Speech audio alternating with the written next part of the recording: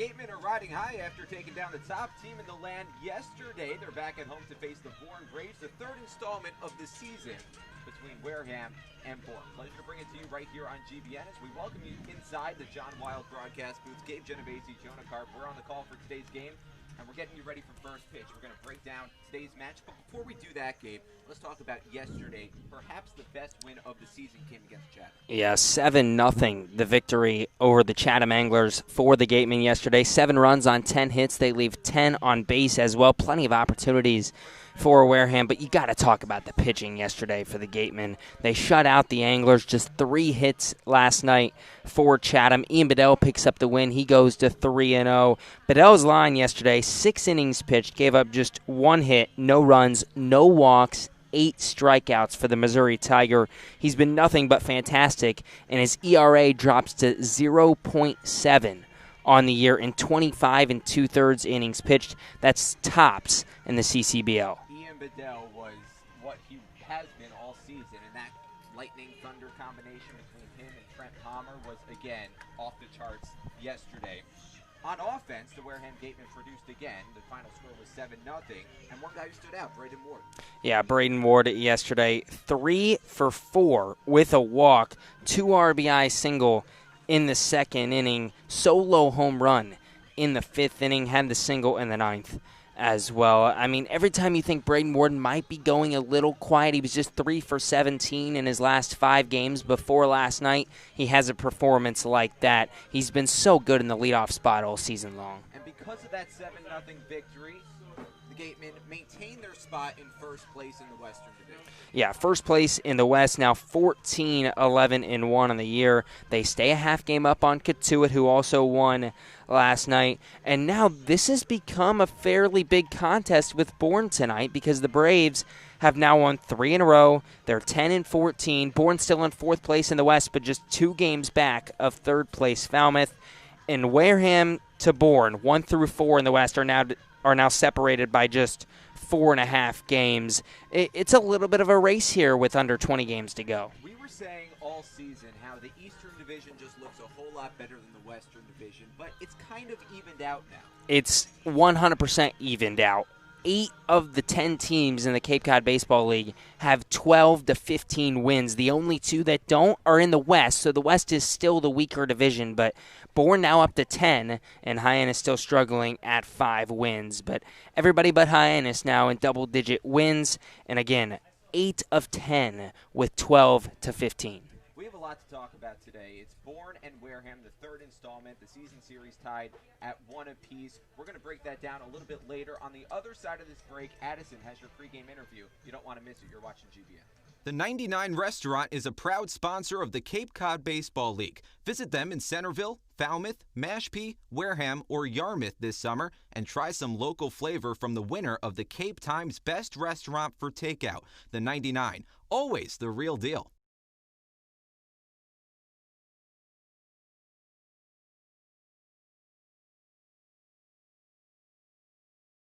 The Wareham-based 80 Makepeace Company, founded in 1854, is the world's largest cranberry grower and the largest private property owner in eastern Massachusetts. The company supports organizations like the Wareham Gatemen and projects like the outdoor cranberry bog classroom that you may have passed on your way in. Visit admakepeace.com to learn more. The 2019 Cape League All-Star Game will be played at Eldridge Park, home of the Orleans Firebirds. Mark the date on your calendar, Sunday, July 21st. Game time is 6 p.m., but the gates open at 2. One highlight will be the home run hitting contest. There will also be an autograph session and a large merchandise village with items from many of the teams. Be sure to buy your tickets now right here at the merchandise stand. Tickets are just $5, and part of the proceeds will support our Wareham Gatemen.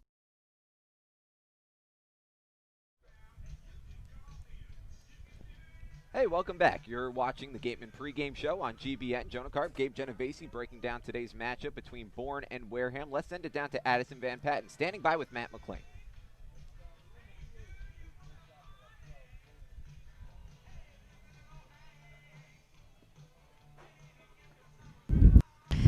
Thanks, guys. Addison Van Patten here with Matt McClain. Now, Matt, 3 of your 5 plate appearances last night were walks. Not too great for you that day that obviously has nothing to do with you. You saw the ball really well, and BP today have been doing really well. Home run at Harwich, RBI triple at White. What's been working well for you? I've just been seeing it well. I mean, I had a few walks last night, which is always good.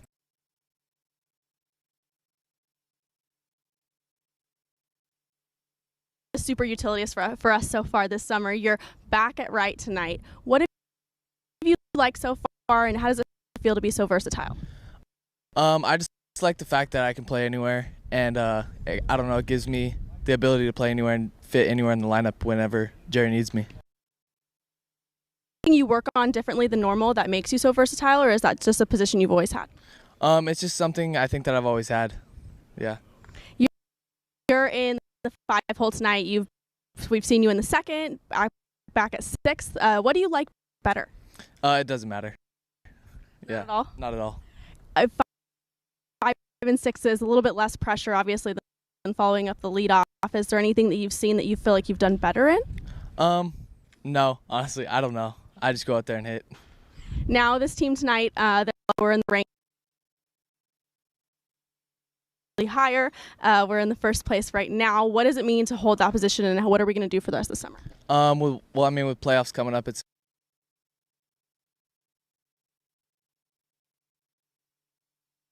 we can do that and keep going. Something that you guys worked in early practice today was pitch selection. Was that something we needed focus on, or something Weinstein felt just what he wanted to see you guys do? Yeah, I mean, I think that's something that we can always improve on, because at any point in time, a hitter can go out there and swing out a bunch of balls that obviously are pitchers' pitches, and I think that's something we always can work on. Awesome. Well, thank you for chatting with me, and back to you guys. Thanks so much, Addison. Talking to Matt McLean, who reached base 4 times yesterday but didn't record a hit. He was hit by a pitch and walked 3 times. Hit by a pitch, walked 3 times. It actually ended a streak of 3 straight multi-hit games for Matt McLean, but hey, you'll take reaching base 4 times. I mean, he's been so hot as of late. It's been such a roller coaster season for Matt McLean. He started 7 for 22 this season, a .318 average. And then he goes 0 for 13 over a 4-game stretch. And ever since that bad 4-game stretch, he's been nothing but spectacular for the Wareham Gateman, hitting .478 in his last 7 games. Batting .324 over his last 10, .500 over his last 5 games. Matt McLean is right in the heart of the batting order tonight, and he's right in the middle of an order that's been red hot so far.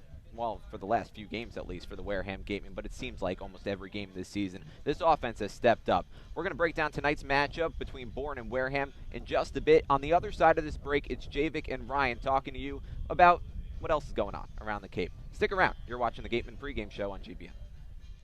Cape Cod Healthcare is the leading provider of healthcare services for residents and visitors of Cape Cod, with 2 acute care hospitals and more than 450 physicians. For more information, please visit capecodhealth.org. Cape Cod Healthcare. Expert physicians, quality hospitals, superior care. Located in Wareham Crossing, Coastal Orthodontics knows the importance of a healthy smile.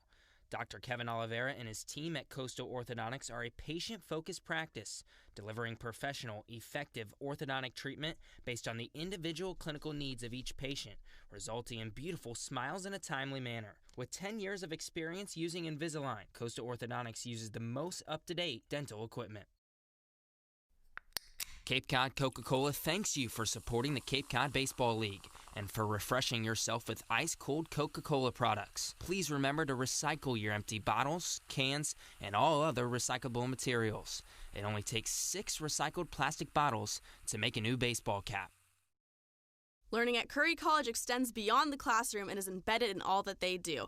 Curry prepares students to engage in successful careers and active citizenship with a global perspective. Explore undergraduate majors, minors, and concentrations, including new majors in accounting, biochemistry, and software development. Online at curry.edu. Clobbered high and deep to right center field, and this one is gone. A home run. That home run's brought to you by Eastern Propane and Oil. Another scholarship for a deserving youth. Eastern Propane and Oil, we're in your neighborhood.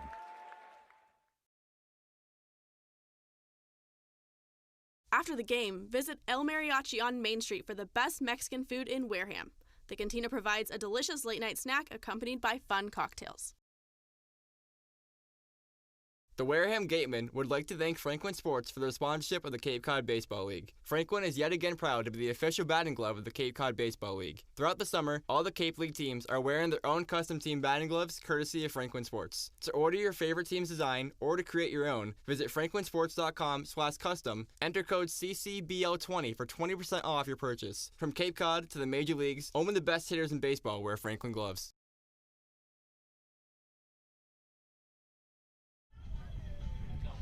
Hello, folks. Welcome back inside the GBN pregame show here on the Gateman Baseball Network. Javid Blake alongside Ryan LeMay getting you set to take you around the Cape and a lot of good games yesterday. Ryan, what had stood out to you the most? I mean, I want to say Wareham versus Chatham, but I'm a little biased there. But there were some great games last night. Let's jump right into it.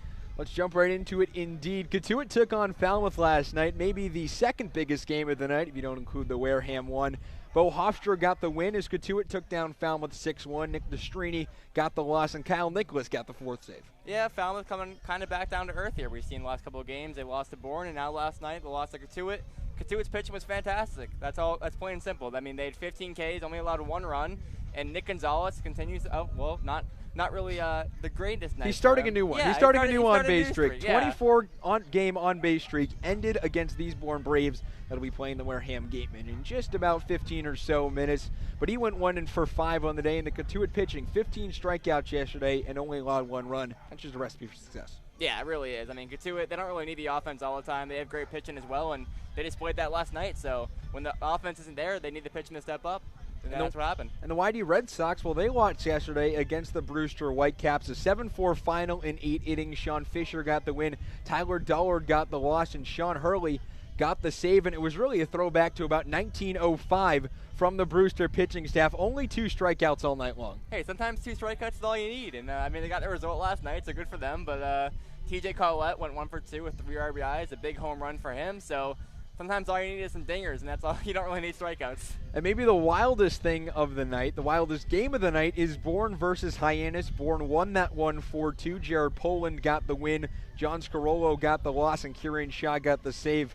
But that 8th inning in that ball game was just absolutely nuts. Yeah, that 8th inning was out of this world. I mean, they scored 2 runs in the 8th inning, 2 wild pitches in the first at-bat, scored Glenke in a wild pitch, and then Greer scores on Xavier Warren's 5-3 comeback. I mean, that's crazy. What a performance by them. Which is just crazy. Hyannis, they were tied 2-2, 2 straight wild pitches. Greer scored on a ground out to the third baseman by Xavier Warren, who's in the lineup tonight for Bourne, and that really helps them a lot. That helps them create a huge gap between them and Hyannis, and really Hyannis, they're on the brink of 20 losses already. Yeah. I mean, if you were going to ask me last week if Bourne was a playoff team, I'd probably say no, but looking at these last couple results, they've had impressive wins over Katuitt, and I mean, they look really good. So I'm not gonna. I mean, their offense is still not completely there yet, but they're middle of the pack, so they look respectable. And Orleans won last night, and the guy getting the win, your favorite player in the Cape Cod Baseball League, Zebulon Vermilion, getting the win, his first victory of the season. Tommy Vale getting the loss, and Connor Pellerin got the save. I will automatically cheer for any player who has a name like Zebulon Vermilion, so I'm gonna put that right out there right now. But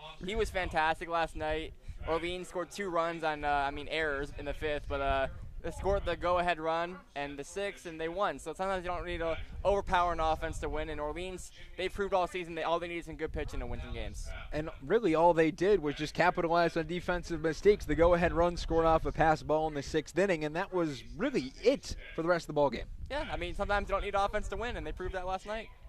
4 games on tap tonight around the Cape Cod Baseball League. The first one already underway at Red Wilson Field. The Armit Dennis Red Sox lead the Brewster Whitecaps 3-1 in that one. Yeah, just like Falmouth, how they were kind of surging up and now kind of falling back down. And it's the same kind of story with Brewster. They've been struggling lately, and they continue to struggle after they had a good start to the season. And it's kind of the similar results in against Yarmouth as they're already down 3-1. So maybe they can turn things around, but as it stands right now, they're looking at another loss. At White House Field in Harwich is the Harwich Mariners and Katuitt Kettleers. That game just getting underway in the top of the first. Katuitt, we'll see who trots out to the mound in the bottom of the first inning, but starting for Harwich is Nick Stewart. Yeah, it should be a good matchup to it. They haven't played as well as they have earlier in the season, these last couple of games, but they're still a huge threat for the Gatemen in the West Division, and we got to keep an eye on them because they're obviously a very good baseball team.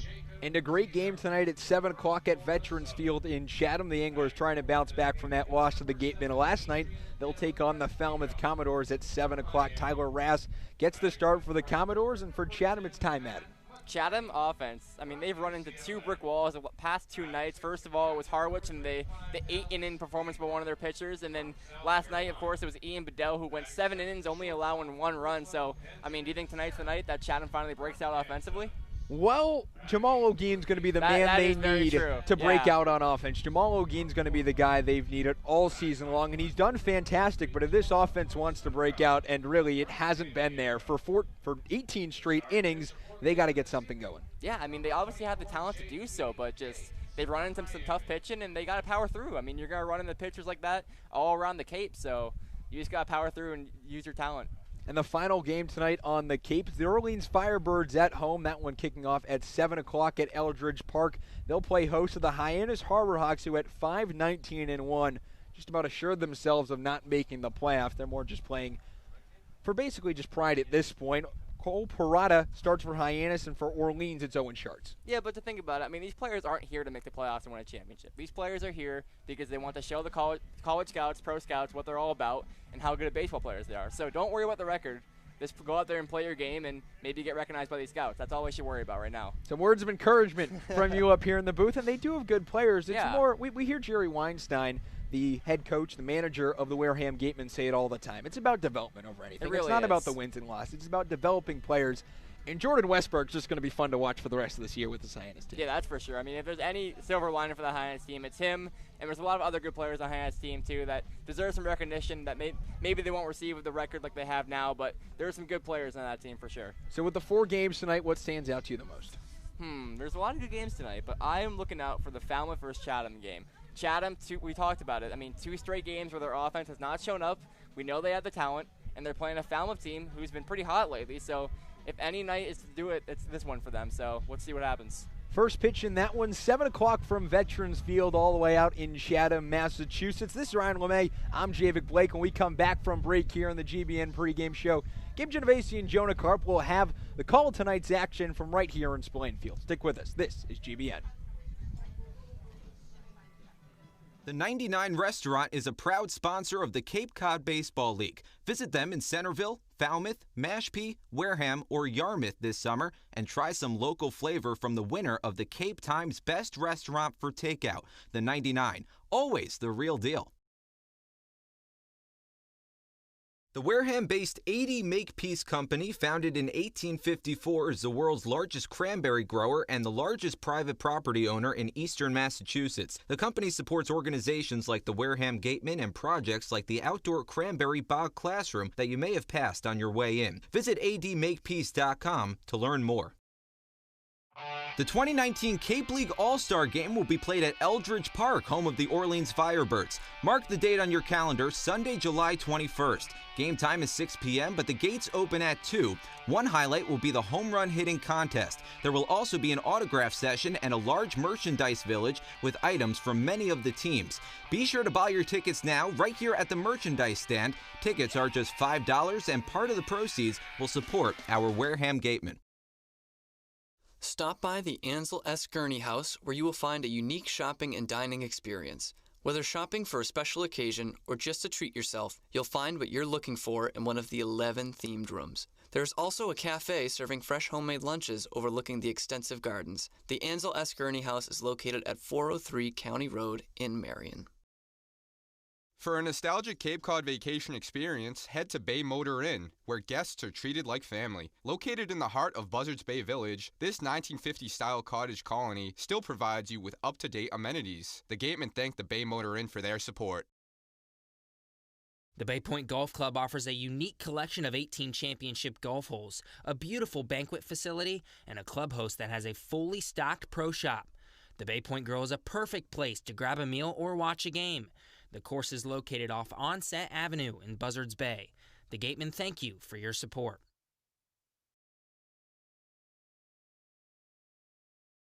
Come on over to BB's Bar and Grill for food, drinks, and fun. Located on Cranberry Highway, come in to sample the delicious eats or relax with a drink while enjoying live entertainment. BB's is one of our team meal partners.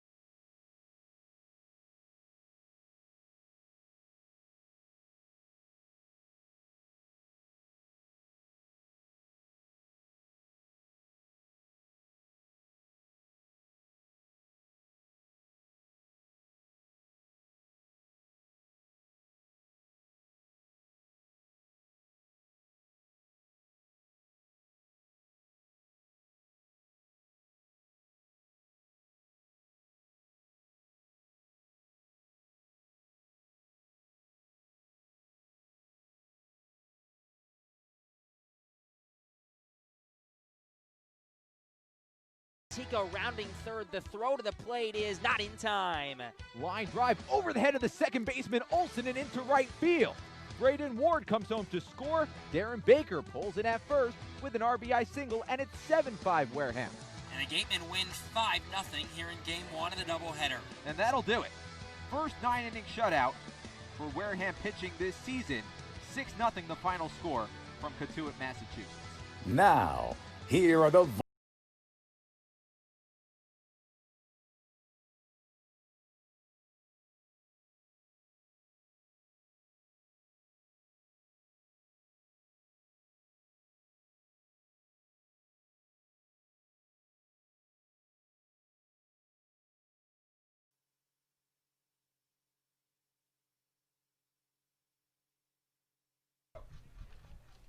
Back here on GBN, breaking down today's matchup between Bourne and Wareham. We're almost ready to go. It's about 2 minutes until the scheduled first pitch, so we're going to take you through the starting 9 for Bourne.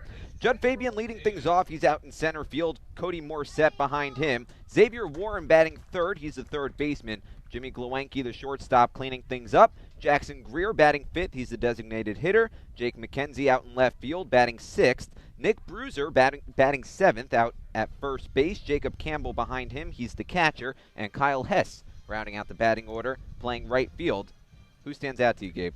The top two hitters for Bourne, Judd Fabian, Cody Morissette. You can pick either one as a player to watch. I'm going to go with Morissette in the 2-hole tonight. 11 RBI for this Bourne team, hitting .309. The .309 average is, well, the highest average on the team with the amount of at-bats he has, 55 at-bats this summer. So let's go with Cody Morissette in the 2-hole. Left to right in the outfield, it's Tora Otsuka, Braden Ward, Matt McClain out in right field. Chad Stevens playing third. His family's in town from Arizona. Benjamin Sems, that is, the shortstop. Darren Baker back at second base, his usual position. Jacob Teeter, his usual position over at first base. And Dallas Beaver behind the plate. J.P. Gates taking the hill for Wareham, making his 5th appearance for the team. The last time he took the mound was back on July 6th at Harwich. This is his first time back home taking the hill since he faced Harwich back on June 20th. That was his debut. It was a 3-1 loss to the Mariners. Only went 1 inning in that game. Started that game. His longest outing came in his last appearance. He went 3 1/3 innings, allowed 1 run, gave up 5 hits, struck out 4, walked 1. Has an ERA of 3.85 this summer, a win-loss record of no wins and 2 losses in 4 games pitched, 9.1 innings. Given up 13 hits, walked 2, struck out 9. Just about ready to go. a beautiful 74 degrees here at Spillane Field. Thanks for spending your Thursday evening with us. Jonah Karp, Gabe Genovese, Addison Van Patten. Pleasure to be your eyes and ears for the broadcast. Judd Fabian will lead things off. Cody Morissette batting second. Xavier Warren in the hole. First pitch on the way to Judd Fabian. Misses well outside, and we're underway. 1 ball, no strikes. 6:46. First pitch. Got a smattering of clouds in the sky. Not cloudy per se. Fastball misses low and away. 2 balls and no strikes. But not blue skies either. Mild overcast. A little bit of wind, not too much, blowing right to left. Pitch from Gates. Nips the outer corner. First strike of the ball game, 2-1. All 3 outfielders playing fairly deep. All 3, well, the 2 middle infielders are also playing deep. The pitch. On the outside corner again. Count even, 2-2. J.P. Gates from Brooksville, Florida. He pitches, plays a little bit of first base. Deals. Misses low and in. That's a 3-2 count to Fabian.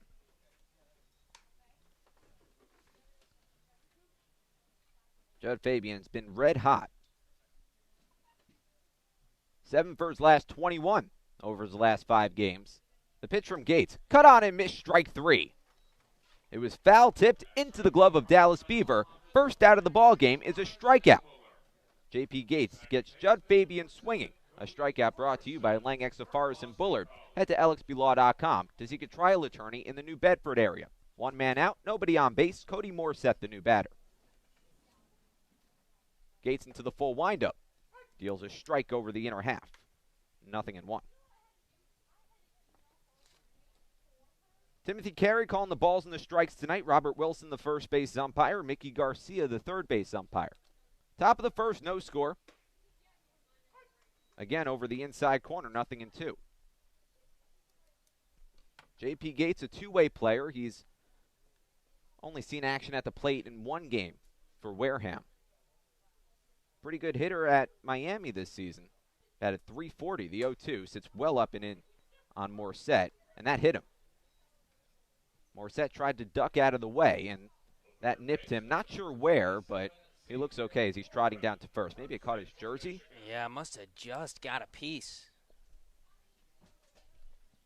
Either way, that's the first base runner of the ball game. Goes to Bourne. Still without a hit, but there's a runner on first with nobody out. Or 1 away, excuse me. Xavier Warren, the new batter. Gates checks the runner at first, deals home the pitch. Misses low and in. Gates a little bit erratic to start.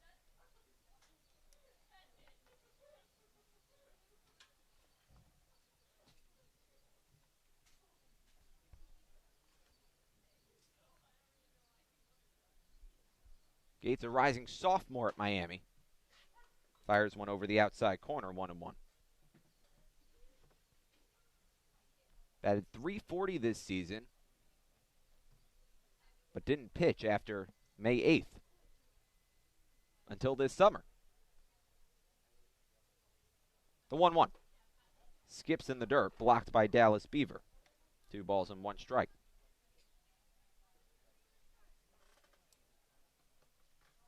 One of the youngest players on this team.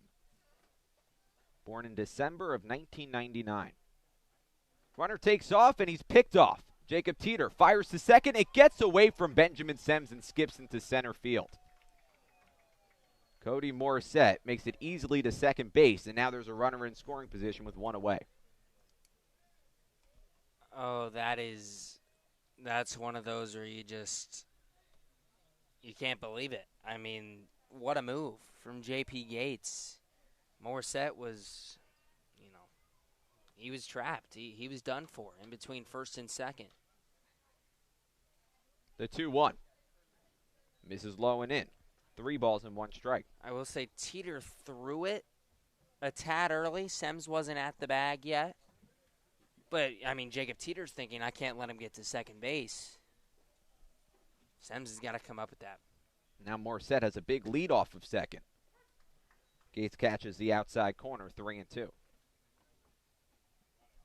Jimmy Glowacki on deck. Runner on second base, one away, top of the first, no score. Warren, the third baseman. Batting .278 over his last 5 games. Rips this one in the air, out to left field, chasing Otsuka toward the corner. And he has to play it on a hop. Digging for second is Xavier Warren, pulls in safely as the run comes home. Cody Morissette scores from second base, and that breaks the ice. Bourne on top, 1-0. Otsuka made a heck of a play to keep that in front of him. Kind of just reached his glove out there and ended up snatching that before it rolled to the wall. The throw in was a little weak. Sems had to cut it off, but Benjamin Sems didn't realize that Warren was taking off for second. I think if he knew, that's a snap throw to second and an out. First pitch to Glowacki, misses outside, 1-0. 1 run home in the inning, still just 1 away in the top of the first. Gates checks the runner at second and misses outside again. 2 balls, no strikes.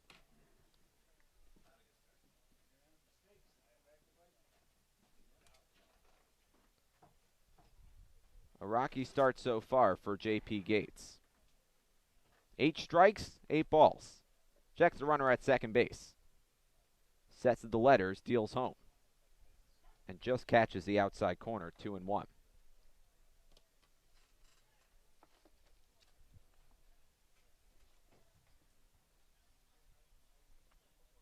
Glowacki 19 for 72 this season, .263 batter, no homers, 8 RBIs. Pops this one in the air, foul ground, Beaver circling under it, takes a look and reaches but can't hold on. Well, Beaver got there and it stayed in play, but just couldn't corral it. And it's a 2-ball, 2-strike count to Glowacki. Runner at second, 2-2, 1 away. A lot of righties in this Bourne lineup.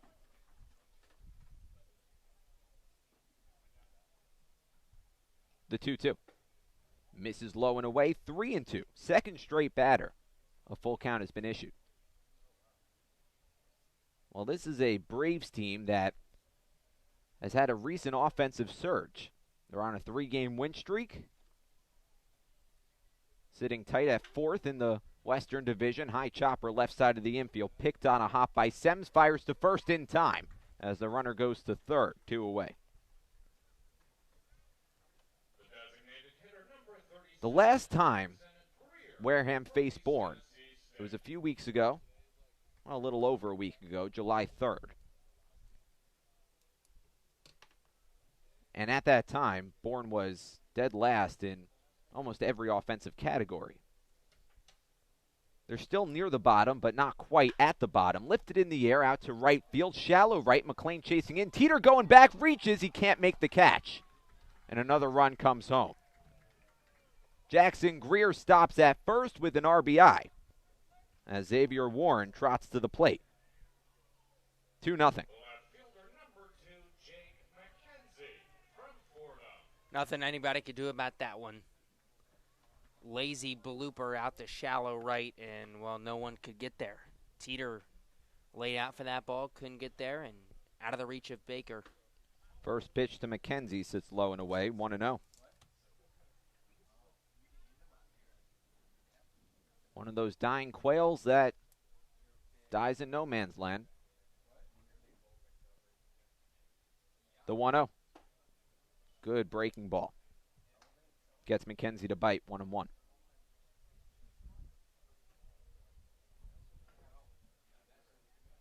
Jake McKenzie batting .385 over his last 10 games. The pitch. Misses low and away.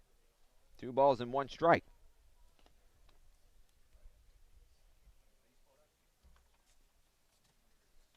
Gates has thrown 24 pitches already. Sets the letters, checks the runner at first. 2 runs home in the inning, 2 away. And misses outside again. 3 balls and 1 strike to McKenzie. Jake McKenzie, the left fielder from Wallingford, Connecticut. A-10 Rookie of the Year, played baseball, basketball, and water polo in high school. Chops this one foul down the third base line. And the count runs full once again. 3 balls and 2 strikes to McKenzie with a runner on first and 2 away.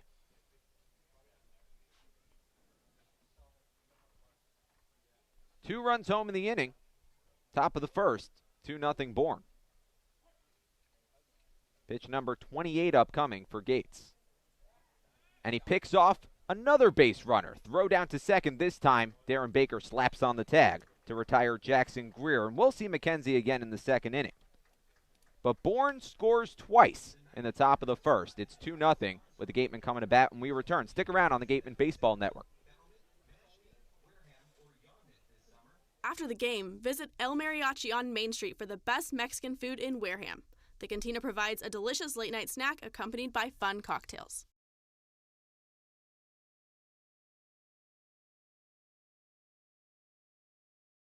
The Wareham Gatemen would like to thank Franklin Sports for their sponsorship of the Cape Cod Baseball League. Franklin is yet again proud to be the official batting glove of the Cape Cod Baseball League. Throughout the summer, all the Cape League teams are wearing their own custom team batting gloves courtesy of Franklin Sports. To order your favorite team's design or to create your own, visit franklinsports.com/custom, enter code CCBL20 for 20% off your purchase. From Cape Cod to the major leagues, only the best hitters in baseball wear Franklin gloves. Come as you are, sit down, and relax at the deck of the Gateway Tavern. Enjoy the view while exploring their extensive food and drink menus for the ideal Cape Cod dining experience. Gateway Tavern, the official helmet sponsor of the Wareham Gatemen. Joanne Stevenson and William Ravis Real Estate, a double play when it comes to selling or buying a home. With 19 years of experience in residential real estate and ranked #1 globally, they are sure to help you with all of your hopes and dreams. William Ravis Real Estate, the official real estate company for the Boston Red Sox, and Joanne Stevenson, your hometown agent, proudly support the Wareham Gatemen.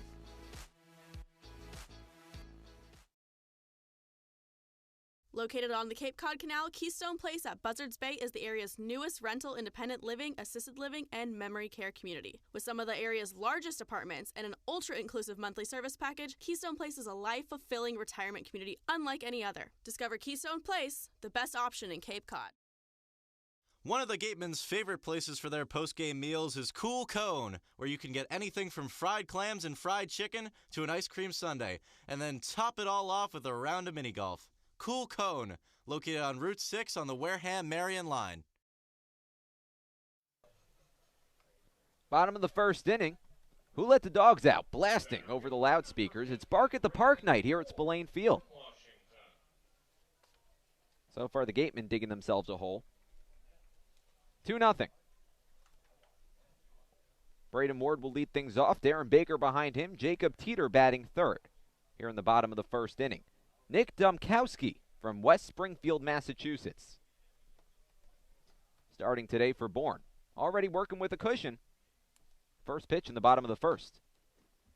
Taken for a strike, 0-1 to Ward. Braden Ward, the center fielder for the Gatemen tonight.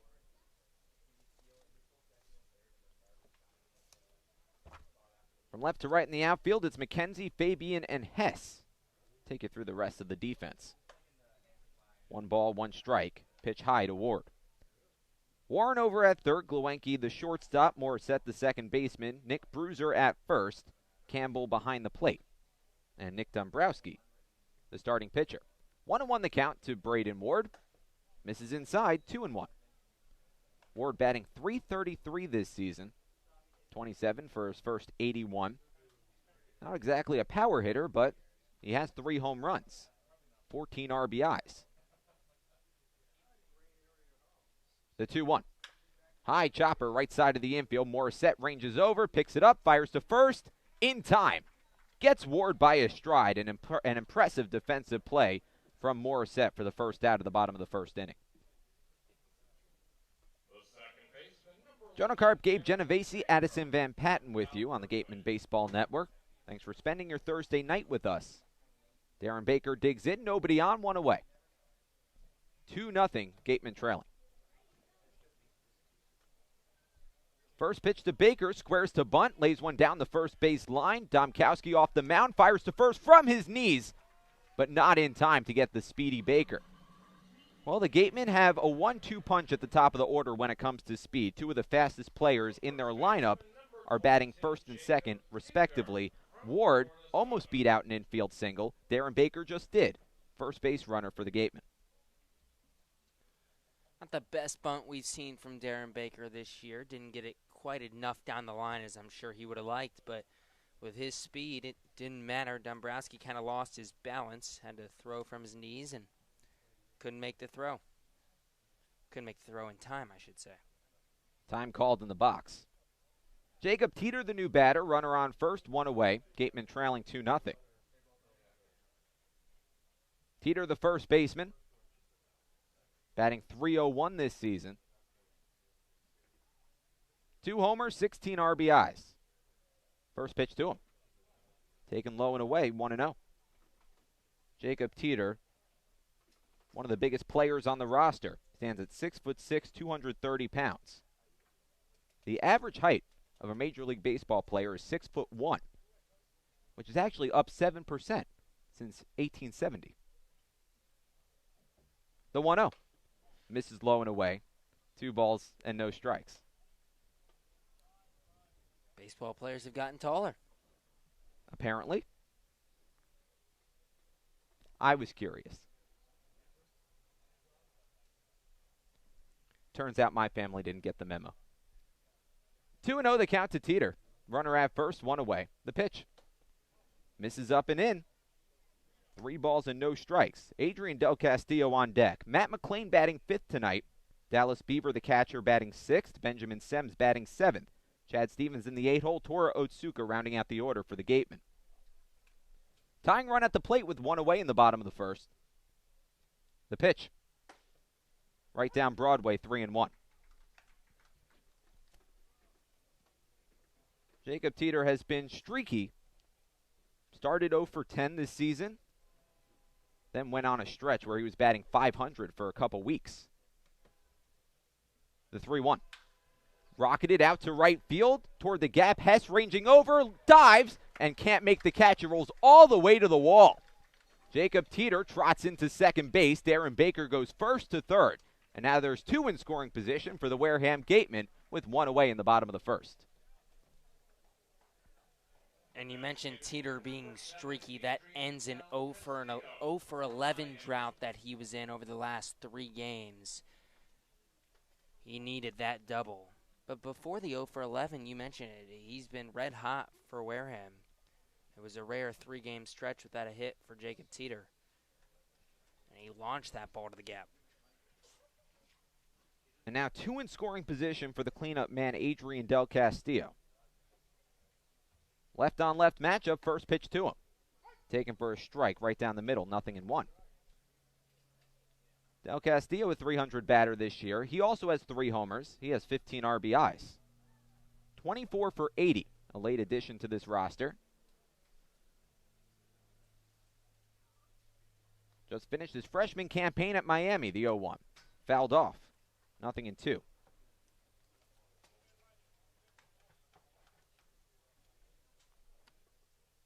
Del Castillo, a native of Miami,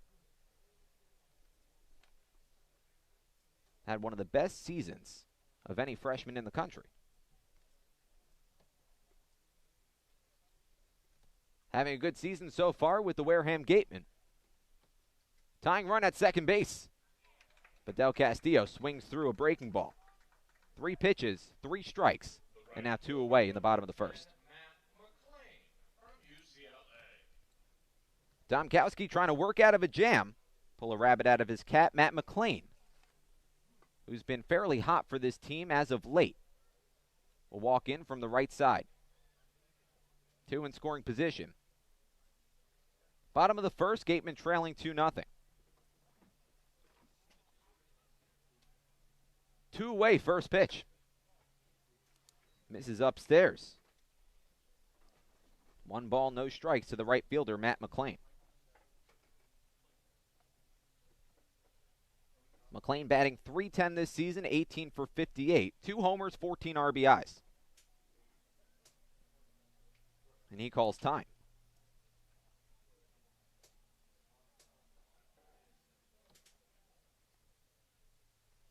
McLean batting an even .500 over his last 5 games. .324 the batting average over his last 10. Want to know the count to him. Domkowski misses up and away. 2 balls, no strikes. McLean just finished his freshman year at UCLA. Was drafted out of high school by the Diamondbacks in the first round. Turned down $2.6 million to play for UCLA, his dream school. Batted just above 200. The 2-0. Nabs the outer third, 2-1. Darren Baker at third, Jacob Teeter at second. 2 away in the bottom of the first, 2-0, Bourne. Dallas Beaver in the on-deck circle.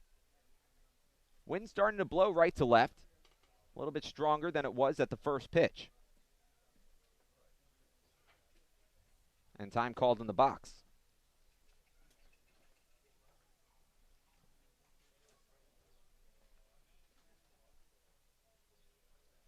A beautiful night here at Spillane Field, about 73 degrees. Slight overcast, the 2-1. Fouled off, trickles to the right side of home plate. Count evens up, 2-2. Domkowski now a strike away from getting out of this inning.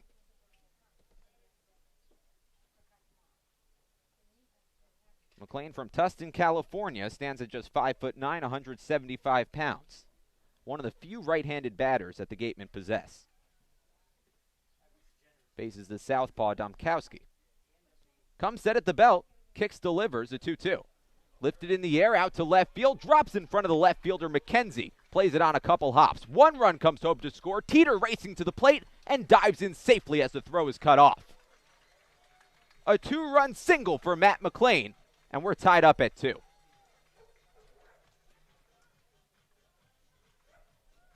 And that's exactly what the doctor ordered for Wareham. Matt McLean, stay hot, young man. RBIs number 15 and 16 on the season for McLean. And we mentioned him in the pregame of just how hot he's been, hitting .500 in his last 5 games, .478 in his last 7. He's now 12 for his last 24 at-bats after that single. Dallas Beaver will step in from the left side. McLean takes off on the first pitch. Pitch upstairs, throw down to second is offline, and McLean swipes the bag. 1 ball, no strikes to count to Dallas Beaver. And that's McLean's first stolen base of the season. Another runner in scoring position with 2 away for the Wareham Gatemen. Go-ahead run now at second base. The 1-0. Misses low and away. 2 balls and no strikes to the catcher.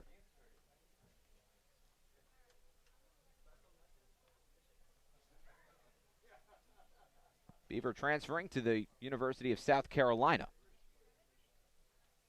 this coming year. The 2-0. Misses low and away, and it skips off the glove of Campbell and rolls all the way to the backstop. 3 balls and no strikes the count to Beaver, and McLean goes second or third. The go-ahead run just 90 feet away from home plate. Benjamin Sims in the on-deck circle.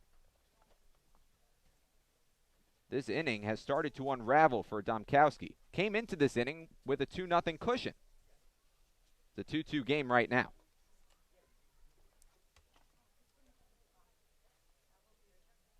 .3-0 the count. Beaver hitting .351 this year. Taking all the way, and it misses ball 4. Domkowski not even close on some of those. A 4-pitch walk issued to Dallas Beaver, and now there's runners at the corners with 2 away, and that'll earn a talking to. Beaver at first, McLean at third. 2 outs in the bottom of the first. 2-2 the score.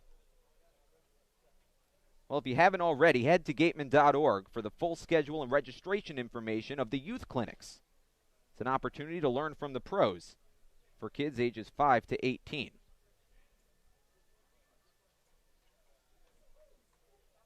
Gateman coming off their 8th title last season. Since the format changed in 2010, no team has swept through the playoffs, and no number 1 seed had won the title. Gateman in first place in the Western Division coming into this ball game, coming off a 7-0 victory against Chatham yesterday. Chatham, the top team in the East. First pitch low and away to Benjamin Sims. 1 ball and no strikes. Bourne sitting tightly at 4th place in the Western Division standings. 4 of the 5 teams make the playoffs in each division. Hyannis has fallen off a little bit. Braves have been surging, winners of their last 3, as Domkowski misses away again. 2 balls and no strikes to Sims. Benjamin Sims from Chesterfield, Missouri. A town nicknamed Gumbo Flats because when the soil gets wet, it has the texture of gumbo. Runners at the corners. Pitch low and away again. And for the 2nd consecutive batter, Domkowski falls behind. 3 balls and no strikes. It's McLean at 3rd, Beaver at 1st. 2 runs home in the inning. 2 away in the bottom of the 1st.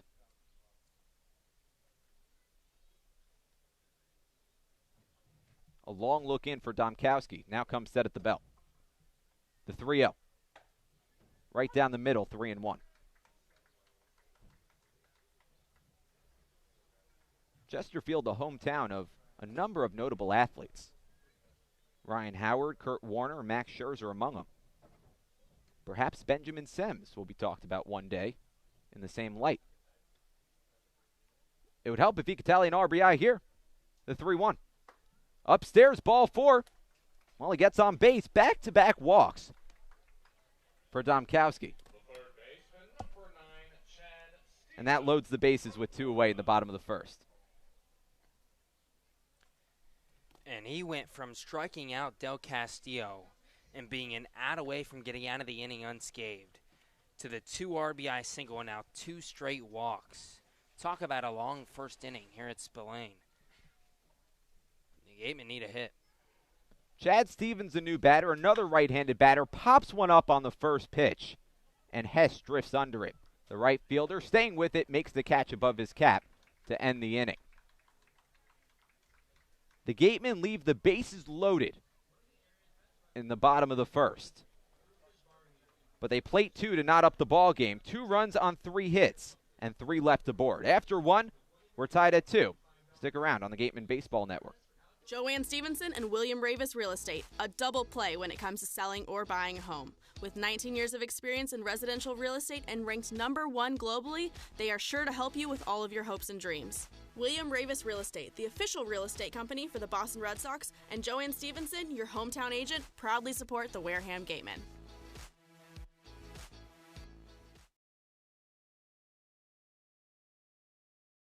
Located on the Cape Cod Canal, Keystone Place at Buzzards Bay is the area's newest rental independent living, assisted living, and memory care community. With some of the area's largest apartments and an ultra-inclusive monthly service package, Keystone Place is a life-fulfilling retirement community unlike any other. Discover Keystone Place, the best option in Cape Cod.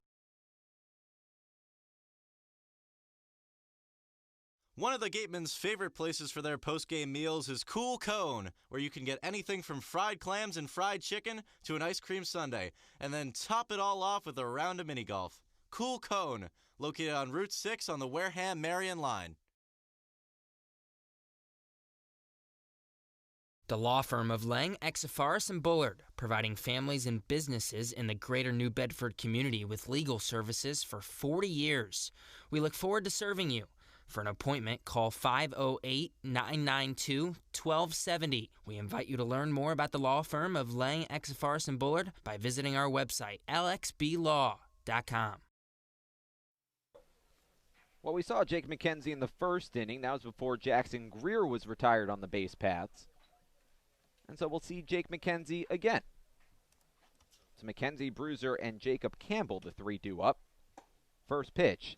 Sits outside. 1 ball, no strikes from J.P. Gates. Gates gave up 2 runs in the 1st inning, but the Gatemen scored 2 runs in the 1st inning, so now we're knotted at 2. Pitch fouled off, 1-1. It's like a brand new ball game. 1 ball and 1 strike. Left fielder Jake McKenzie batting 6th for the Braves tonight. Full windup for J.P. Gates, the 1-1. Cut on and missed. 1 ball and 2 strikes. That was pitch number 20 for Gates. McKenzie batting .275 this season, 11 for his first 40, as Gates misses outside 2-2. 1 homer, 4 RBIs. Bats from the right side. Gates deals the 2-2. Chop down the third base line, but foul. Count holds at 2 balls and 2 strikes. Nick Bruiser in the on-deck circle.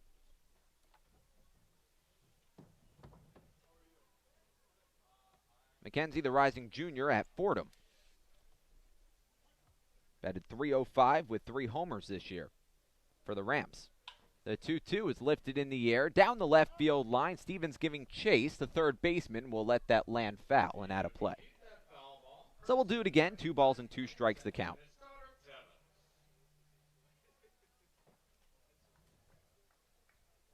McKenzie was a stolen base machine with the Rams. Attempted to swipe 50 bags, was successful on 43 attempts. The 2-2. Misses away, 3 balls and 2 strikes, and this was the problem for J.P. Gates in the first inning, falling behind 3-2. 3 of the batters he faced, he worked full counts. The payoff. Ripped left side down the third base line, picked up on a hop by Stevens, picks it up at the shoe tops and fires to first in time to retire McKenzie. First out of the second inning. Nobody on, 1 away. Nick Bruiser, the new batter. Bruiser, the first baseman, batting 7th.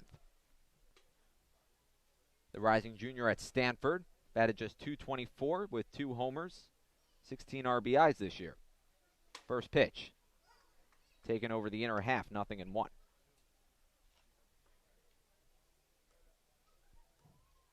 In high school, Nick Bruiser was a 3-time state champion. 2016 National High School Home Run Derby champion. The 0-1. Misses outside. 1 ball and 1 strike. The native of Chandler, Arizona. 6'3", 205 pounds. Right-handed batter, the 1-1. Misses outside again. A fastball from J.P. Gates, 2-1.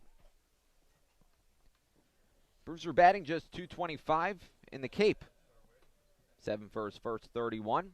Looking for his first homer. Does have an RBI. Pops this one up. That's going to stay in the infield. Jacob Teeter ranges back and makes the catch just on the edge of the outfield grass. The first baseman retires his counterpart for the second out.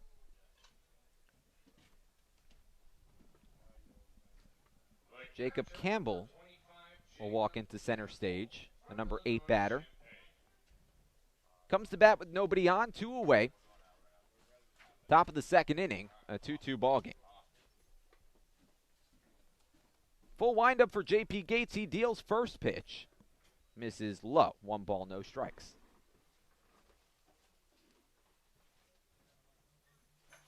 Campbell, the rising sophomore at the University of Illinois Champaign. 1-0 the count to him. The pitch fouled off. 1-1. Didn't have the best of seasons this year, just a .196 batting average, 2 homers, 11 RBIs. Last year, in 2018, he was a 36th round pick by the Chicago Cubs. Taps 1 foul, 1-2. Slow start to his season, with the Braves batting just a .166. 3 hits and 18 at-bats. The 1-2. Fastball misses outside, 2-2. Gates allowed 2 hits in the first inning, also hit a batter to allow 2 runs to come across. 2-2 the score right now. The 2-2 count is fouled off. So we'll do it again, 2-2. Campbell from Janesville, Wisconsin.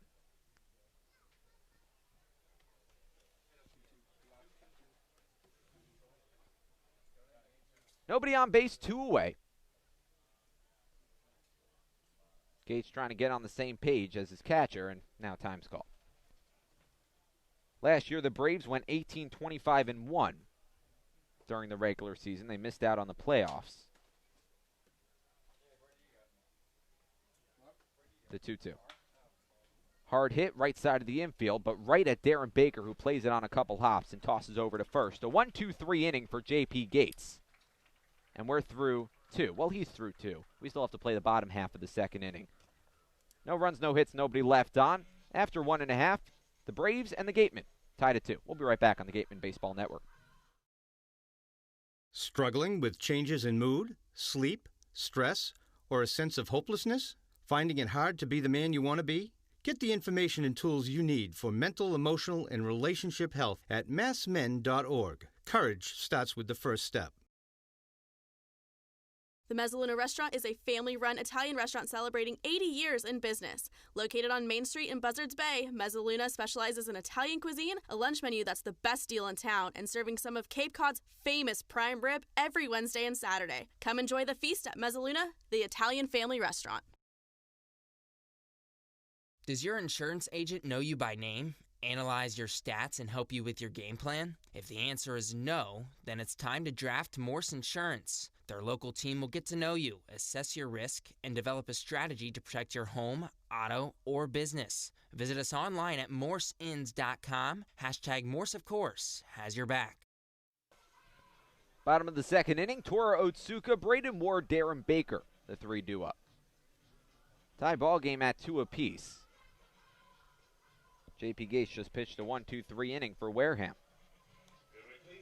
Number 9, number 1, number 2 will be the 3. Tora Otsuka will be the first man up. The left fielder, who has been scorching hot over his last 5 games. Otsuka batting .455, 5 hits and 11 at-bats. Batting .417 over his last 10.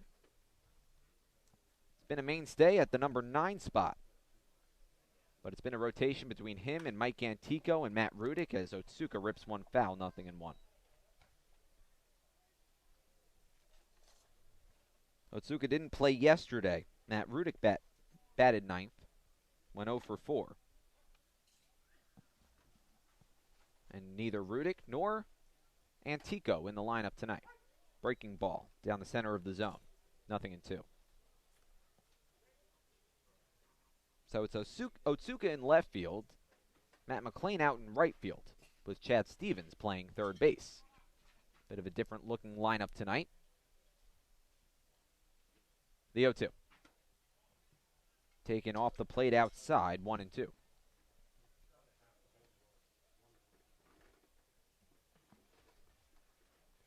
The last time these two teams met, it was a 7-5 victory for Wareham here at Spillane Field back on July 3rd. Time called. Otsuka went 2 for 3 in that game, scored a run.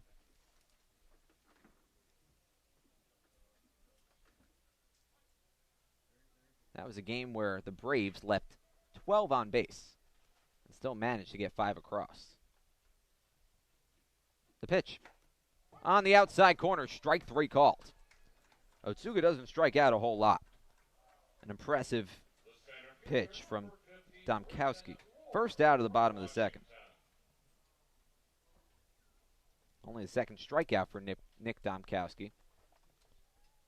Gets Otsuka looking, and we're back to the top of the order with Braden Ward. Nobody on, 1 away. 2-2 the score.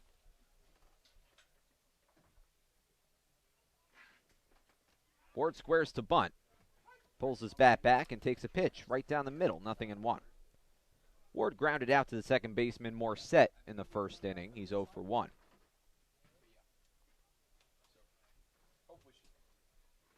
But the difference between an infield single and a ground out was minuscule. Time called. About a half step. If that. Domkowski deals, and it's lifted in the air Shallow left field, closing in McKenzie. Ranges under it, makes the catch. And there's 2 away. McKenzie, a returning player for the Bourne Braves. They don't have many of them, but he was a part of that team last year that missed out on the postseason. Looking for some redemption. It appears they're going to get it, with Hyannis falling out of the standings virtually. Now 9 points back of Bourne. First pitch downstairs to Darren Baker, 1-0.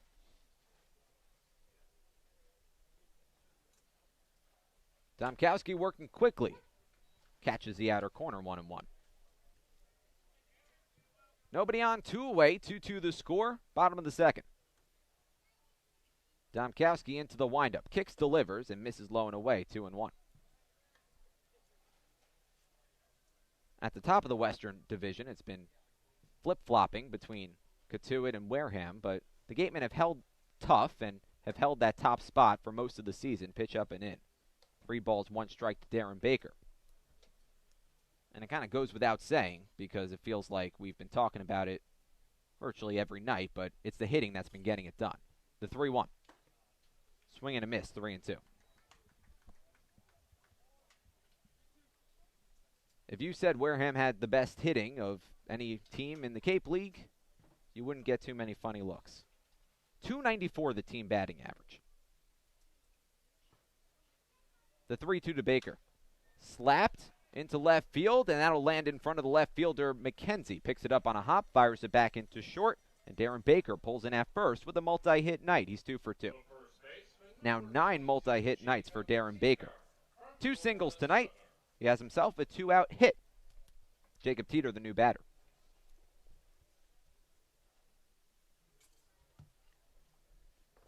And Baker doing what we've seen all season long, just kind of poking the bat out there in the outer half and doing enough to flick it the other way. So good at taking balls to the opposite field. First pitch to Teeter's a fastball right down the middle, 0-1. Well, the NCAA came out with an article about the best hitters in the Cape League, and, well, those two, Baker and Teeter, were in that article. Pitch low and away, 1-1. 2 of the 9 guys listed, and Teeter the only Division II guy listed. Jacob Teeter has had quite the season. Snapped out of a cold stretch with a double in the first. Baker takes off, pitch up and in, throw down to second's a good one, but not in time to get Darren Baker. He swipes the bag, and now there's a runner in scoring position with 2 away in the bottom of the second. 2 balls and 1 strike, the count to Jacob Teeter. This Braves pitching staff has been keeping them afloat. Big reason why they're on a 3-game win streak right now. They have the lowest ERA of any team in the Western Division. The 2-1. Just misses outside. 3-1. Which is odd because they don't really strike out too many batters. In fact, they have the fewest amount of strikeouts of any team in the Cape League. And sans Hyannis, they allow the highest batting average.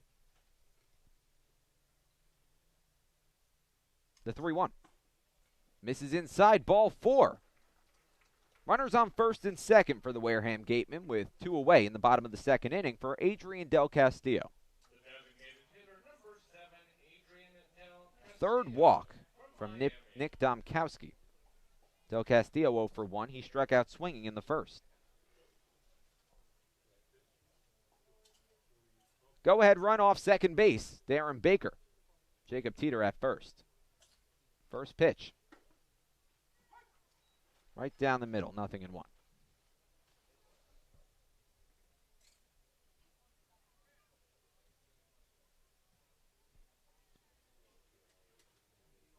The reason Bourne is where they are in the Western Division is because the bats aren't that great and haven't been all season. Swing and a miss, 0-2. But they've been on a surge as of late. They're no longer at the very bottom of every offensive category. As a matter of fact, over their last 10 games, as a team, they're batting .284. Over their last 5, they're batting, as a team, .319. By comparison, we talk about the Gateman offense a whole lot. over the last 5 games for the Gatemen, they're just 1 point higher, 320. 2 on, 2 away, 0-2 the count. The pitch, fisted foul, and out of play. Count holds at 0-2. Matt McLean on deck.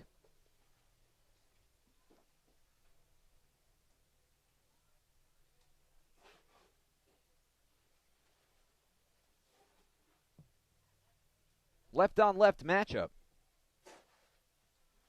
Domkowski checks the runner at second. Deals. Slapped in the air, left center field. Fabian chased back, makes the catch. And that'll do it for the second. Gatemen leave 2 stranded. No runs on a hit. 2 men left after 2. We're still knotted at 2. We'll be right back for the top of the third. Back here on the Gatemen Baseball Network. Stick around. Northeast Maritime Institute's College of Maritime Science is a proud sponsor of the Wareham Gatemen. If you're looking for a career at sea, look to NMI's program of education, adventure, and employment on northeastmaritime.com, America's premier 2-year maritime college. Office Technology Group is a southeastern Massachusetts source for advanced digital copiers, printers, and document solutions. From Toshiba to Epson and everything in between, they've got you covered. Shop now at otgne.com. Large enough to serve, small enough to care. Back here inside the John Wild broadcast booth, Jonah Karp, Gabe Genovese. We're on the call for tonight's game. Right now we're tied at 2. It's been an eventful game so far. Let's send it down to Addison Van Patten with more. Guys, yeah, JP Gates, our starting pitcher for tonight, he took a little bit of a break these past couple days. Monday morning, he woke up, he had a sore throat, he wasn't feeling too well, he had a visit to the team doctor, didn't travel with the team the past 2 days, but now he's here for the start today. I talked to him earlier, and he said he's feeling better, it's a new day, and he's ready to play some ball, and that he has done. Sending it back to you guys. Thanks so much, Addison. Well, JP gave up 2 runs in the first inning, and in the second inning, bounced back with a perfect inning, 1-2-3. 1-2-3 in the second, and you hope you can get at least this third inning out of Gates. If not, the fourth. We'll see how long he goes tonight, but you'd love if you can get a couple more scoreless innings. JP Gates will face 9-1-2 in the Braves order. Top of the third inning. Kyle Hess, the lone Brave, the lone starting Brave, to not take an at-bat so far. Here it is, first pitch. Ripped down the right field line. That's twisting foul, and that'll land foul. 0-1. Kyle Hess, the right fielder.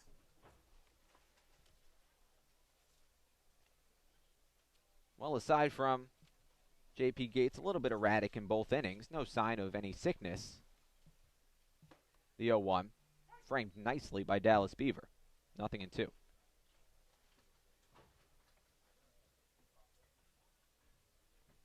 Hess batting .222 in his first 36 at-bats with the Braves. 8 for 36, and he gets hit right above the numbers. Tried to duck out of the way, and that caught him right below the neck and right on the shoulders.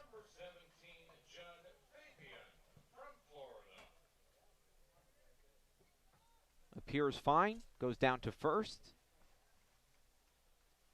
And the leadoff man is on for the first time today for the Bourne Braves. And we're back to the top of the order with Judd Fabian. A strikeout victim back in the first inning, 0 for 1. Throw back to first. Hess back to the bat.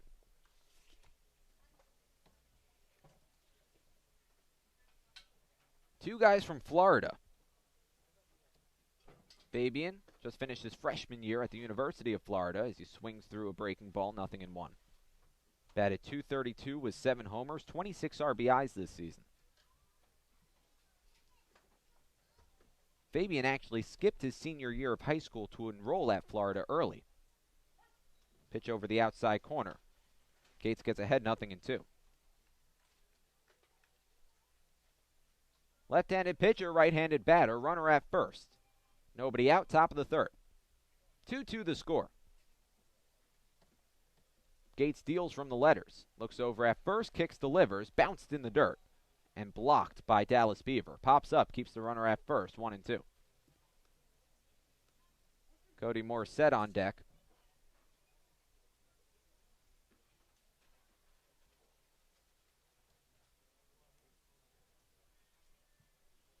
Fabian struck out 45 times with the Gators this season. Another throwback to first.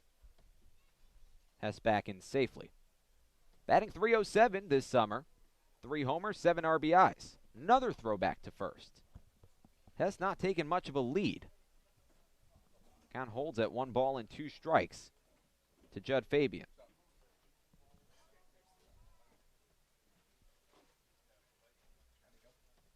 2-2 the score. Another throwback to first. Gates paying a lot of attention to Kyle Hess.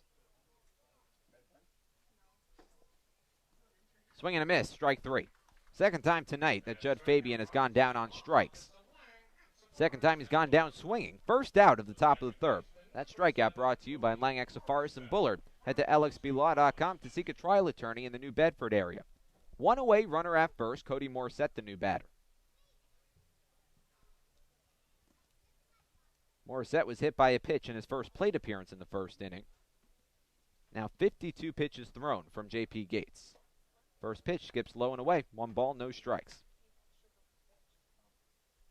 That's now 2 hit batsmen for Gates.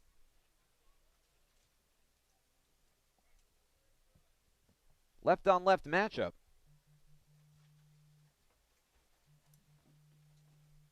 Gates looks over at first, chops back up the middle, played by Gates right on the mound, goes to second for 1, turned to first in time. J.P. Gates turns a double play to end the inning. 1-6-3 on your scorecard. That double play brought to you by TM Ryder Insurance Agency. Package your home and auto insurance for the perfect double play. We're through 2.5, and we're still knotted at 2. J.P. Gates getting the job done, both on the mound and in the field, playing his position well. Tie ball game at 2. We'll be right back on the Gateman Baseball Network. Need physical therapy? Select Physical Therapy works directly with you and your physician to create a plan of care that meets your goals and needs, with 6 locations on Cape Cod and more across the country. Select Physical Therapy is the official provider of athletic training for the Wareham Gatemen. Soft as a Grape has 10 retail locations on Cape Cod. So even when you're cheering on your Gatemen at any away games, stop into a Soft as a Grape store for the best Cape Cod products. No trip to the Cape is complete without a trip to Soft as a Grape. South Coast Health Operators of Charlton Memorial, St. Luke's, and Toby Hospitals delivers an unmatched combination of clinical excellence with a personal touch. They are proud to serve as Southeastern Massachusetts and Rhode Island's only not-for-profit health system, as well as the region's largest employer. South Coast Healthcare, plus something more.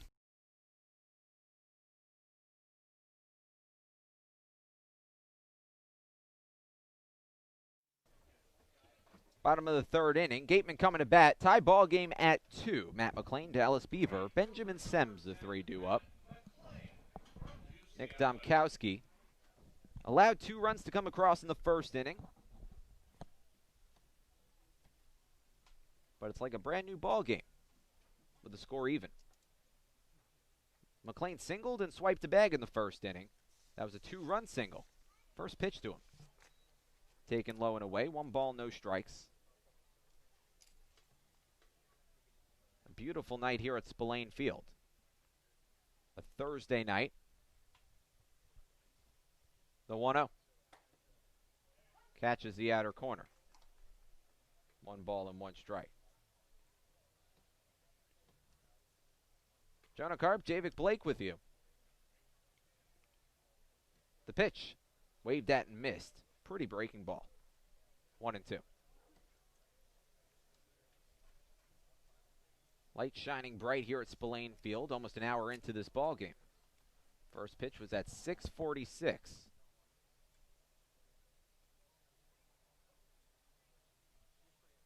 The 1-2.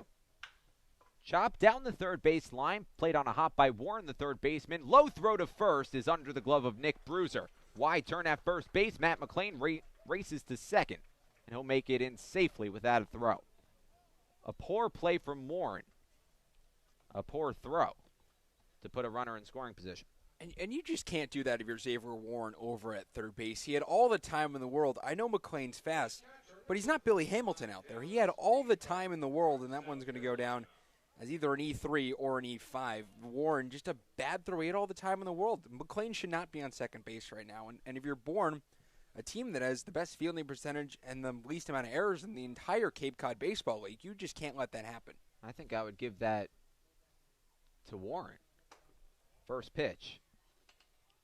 Misses inside, 1 ball, no strikes. And they are going to give it to Warren, an E5 on the throw. And you just can't spike it. It's Warren, he made a fantastic play. It's a shame for Bourne Braves fans that he couldn't complete it.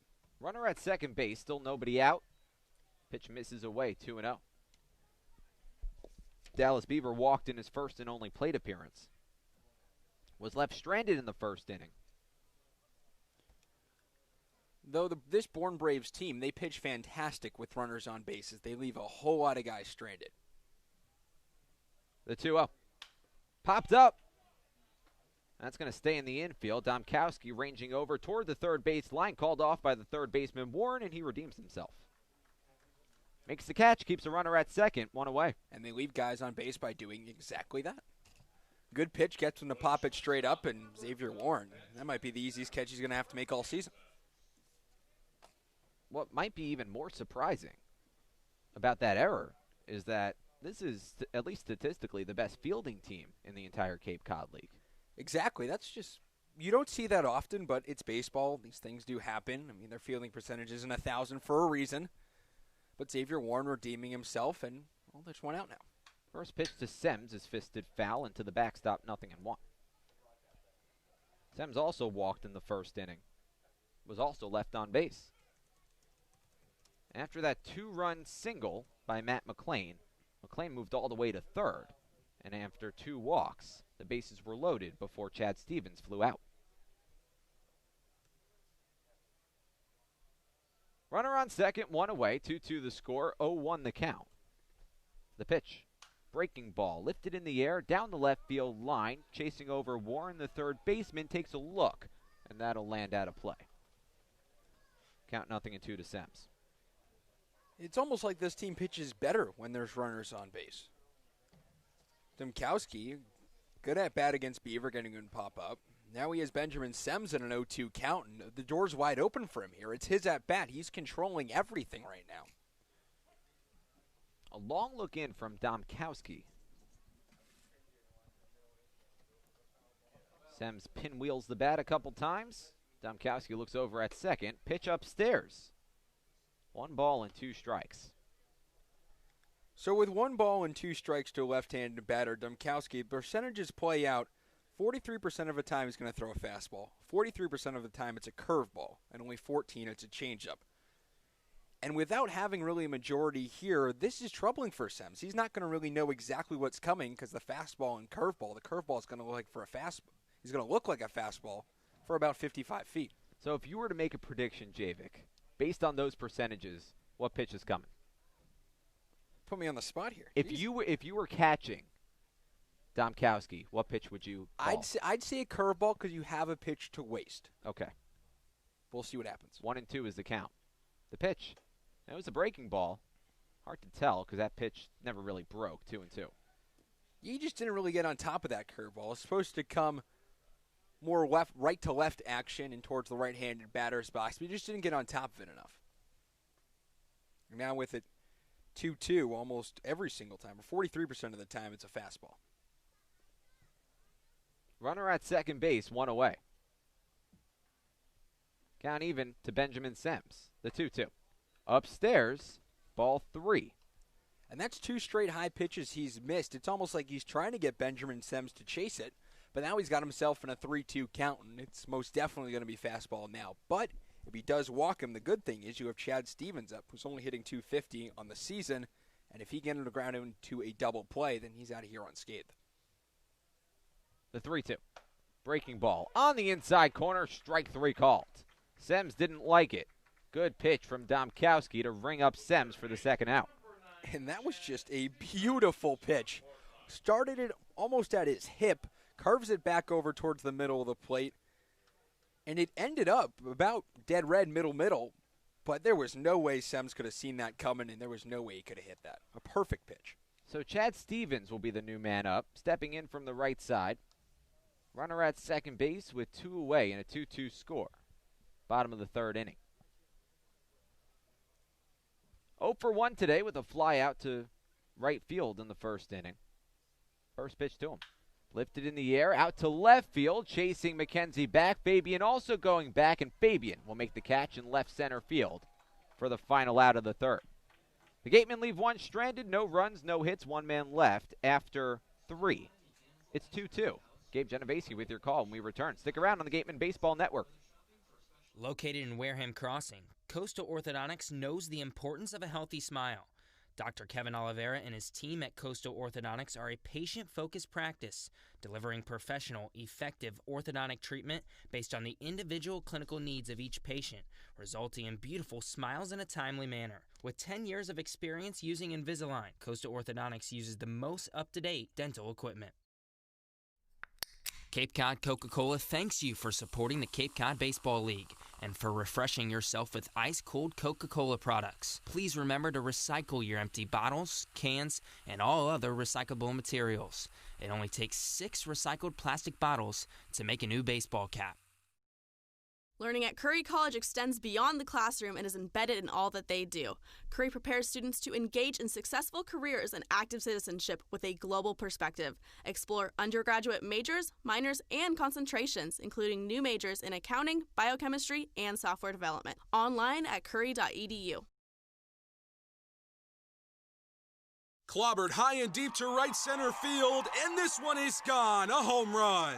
That home run's brought to you by Eastern Propane and Oil, another scholarship for a deserving youth. Eastern Propane and Oil, we're in your neighborhood.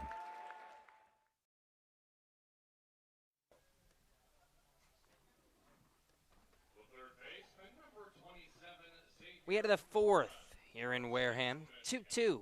Bourne and Wareham knotted up. J.P. Gates back out for his 4th inning of work. First pitch on the inside corner, 0-1 to Xavier Warren. Xavier Warren, Jimmy Glowenke, Jackson Greer. 3, 4, 5 hitters due up for the Bourne Braves. Gates rocks and fires the 0-1. Low and away, 1-1. Gabe Genovese here with you alongside Jonah Karp. Thanks for spending your Thursday night with us here on GBN. The 1-1. Fastball outside. 2 balls and a strike to Warren, who delivered the RBI double in the first inning for the Braves. Just his 5th double of the season. The 2-1 pitch. Way high and up. 3-1.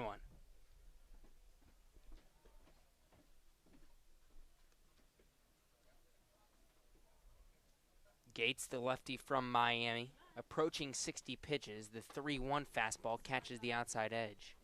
3-2.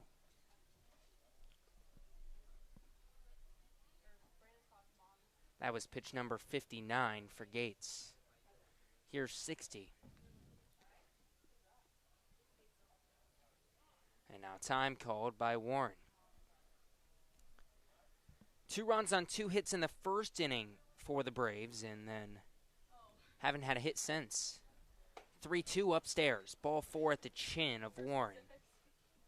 That's pitch number 60 by Gates. And that'll bring up Jimmy Glowenke.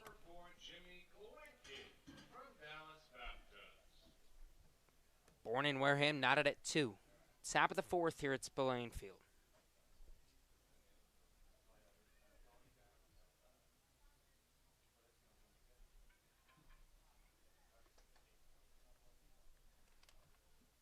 Gates throws over to first. Back safely goes Warren.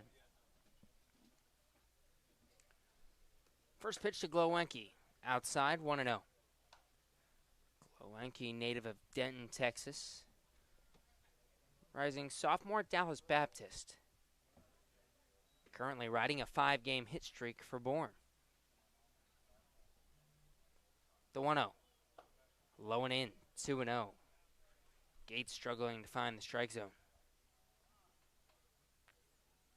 And now Jerry Weinstein will make his way out and have a conversation with Gates. Manager for the Gatemen in his 2nd stint with Wareham after Coming to Wareham in 2016, winning 25 games but losing in the first round of the playoffs. He'll retreat to the dugout without making a move.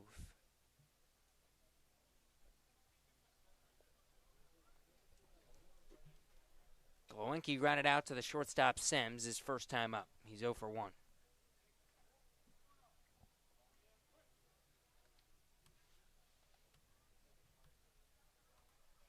Throw over to first. Back safely goes Warren. Warren just 1 for 2 in stolen bases this summer.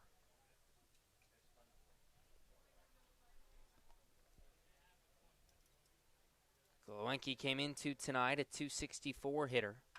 And now he dribbles one foul on the first baseline, 2-1.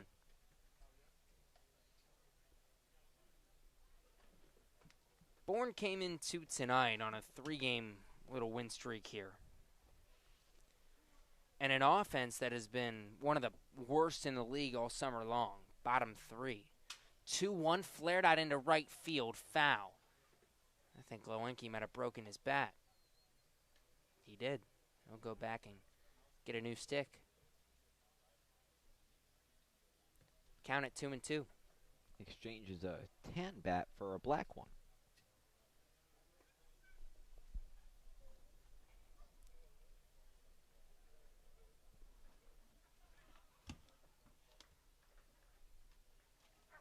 Warren led off the inning with a walk. He's on first. Glowinski bats from the right side. Open stance in the righty's batter's box. 2-2 popped him up. Shallow right toward the line. McLean ranges over to his left, makes the catch right above the bill of his cap. 1 away here in the 4th, and that'll bring up Jackson Greer. The designated hitter, number 37, Jackson Greer from East Tennessee State. So Bourne on this 3-game winning streak. They've outscored opponents 24-6. The pitching is not a surprise. They've been in the top half of the league, top 3 in the league, and pitching all summer long as that one's grounded sharply toward third. Steven scoops, goes to second for 1, over to first, got him. 5-4-3 double play. A double play brought to you by TM Ryder Insurance Agency. Package your home and auto insurance for the perfect double play. Gates gets out of the inning. We head to the bottom of the 4th. 2-2 the score. We'll be right back on GBN. Whether you're brewing a lager or an ale, Stone Path Malt has got you covered. Stone Path Malt, the local provider of quality malt for all your favorite New England craft breweries, is right here in Wareham. For your next night out, stop by their new tap room. Village Signs of Mattapoisett. They do it all, from logo design, trucks and buildings, to boats. Village Signs has proudly served southern New England for over 35 years. Visit them at villagesignsinc.com for all your signage needs. The Gatemen would like to thank Wareham Country Market for helping to feed the Gatemen players and staff after games. They are located about a quarter of a mile from the field on Route 6, offering a convenience store, a Dunkin' Donuts, and a deli. Wareham House of Pizza has been serving Wareham and Marion for over 40 years with steak and cheese, pizza, and subs. Located in Shaw's Plaza, head on over for pickup or let them deliver to you.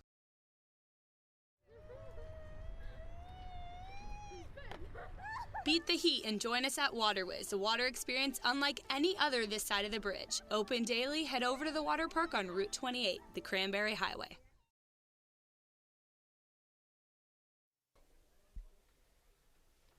(9-1-2) hitters due up for the Gatemen here in the bottom of the 4th. Toro Tsuka, Braden Ward, Darren Baker, the 3 due up. Bourne 2, Wareham 2. Nick Dombrowski back out for his 4th inning of work for the Braves. Otsuka 0 for 1 tonight against Dombrowski. Struck out looking in the 2nd inning. The first pitch. Otsuka shows bunt, takes it high, 1-0. Otsuka came into tonight a .354 hitter. As the leadoff hitter, he's 3 for 9 this season when he leads off an inning. The 1-0. Curveball right down the heart of the plate, 1-1.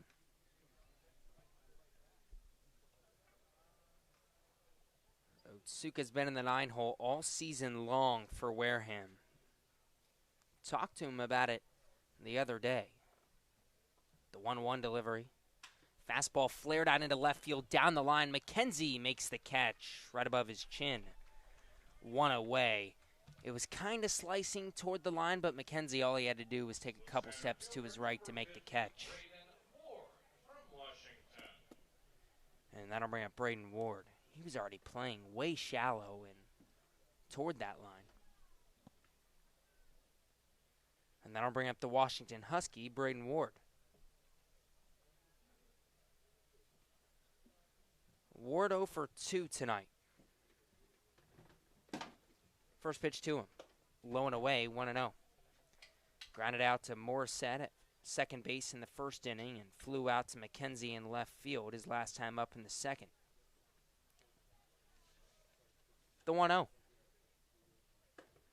Fastball on the outside edge, 1-1. Ward coming off that big 3 for 4 with 3 RBI appearance last night in the 7-0 win over Chatham.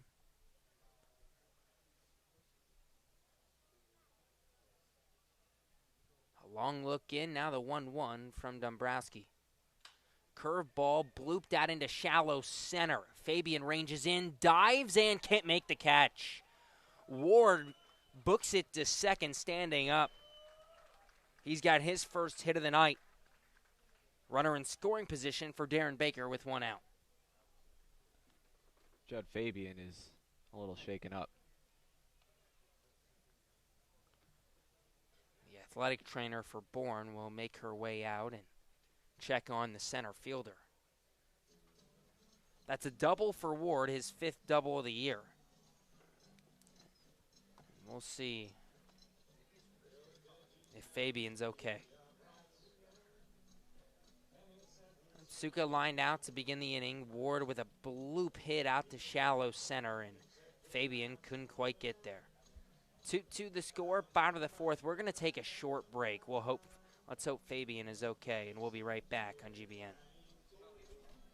The 99 Restaurant is a proud sponsor of the Cape Cod Baseball League. Visit them in Centerville, Falmouth, Mashpee, Wareham, or Yarmouth this summer and try some local flavor from the winner of the Cape Times Best Restaurant for Takeout, the 99. Always the real deal.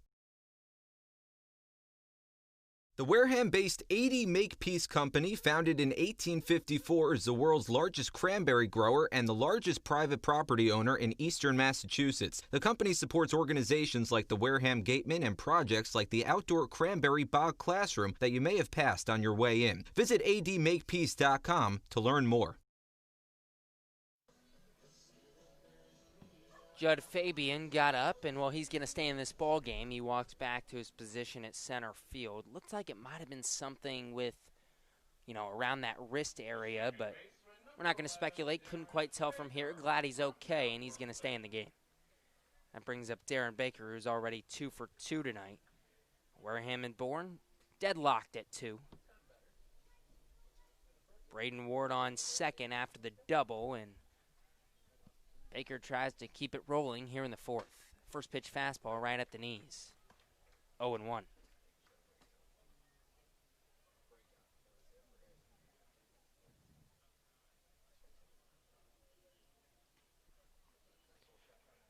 Baker had the bunt single in the first inning.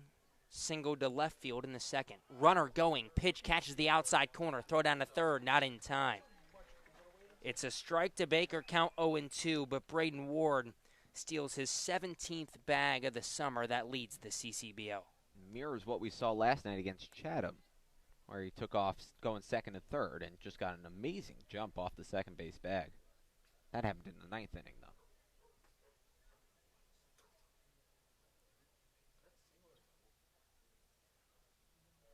The 0-2 delivery to Baker. Swing and a miss, strike 3. Ball was a little low and away. Baker whiffs. 2 down. Here in the 4th. That's strikeout number 4 for Nick Dombrowski. And in steps Jacob Teeter.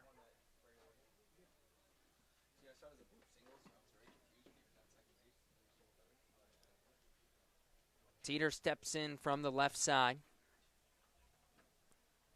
First pitch to him. High and away, 1-0. Jacob Teeter doubled in the first inning, walked in the second. 1 for 1 tonight. Ward stands 90 feet away. This game tied at 2 here in the bottom of the fourth. Both teams, Bourne and Wareham, with 2 runs in the first inning. Scoreless since. The 1-0 to Teeter. Misses low and away, 2-0.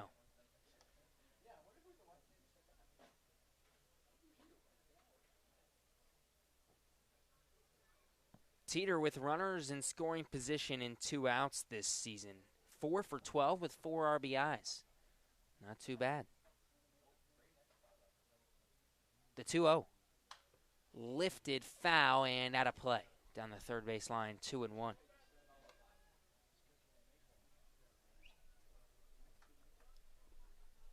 Teeter came into tonight on a little bit of a skid. 0 for 11 in his last 3 games. Good to see him with the double in the first inning.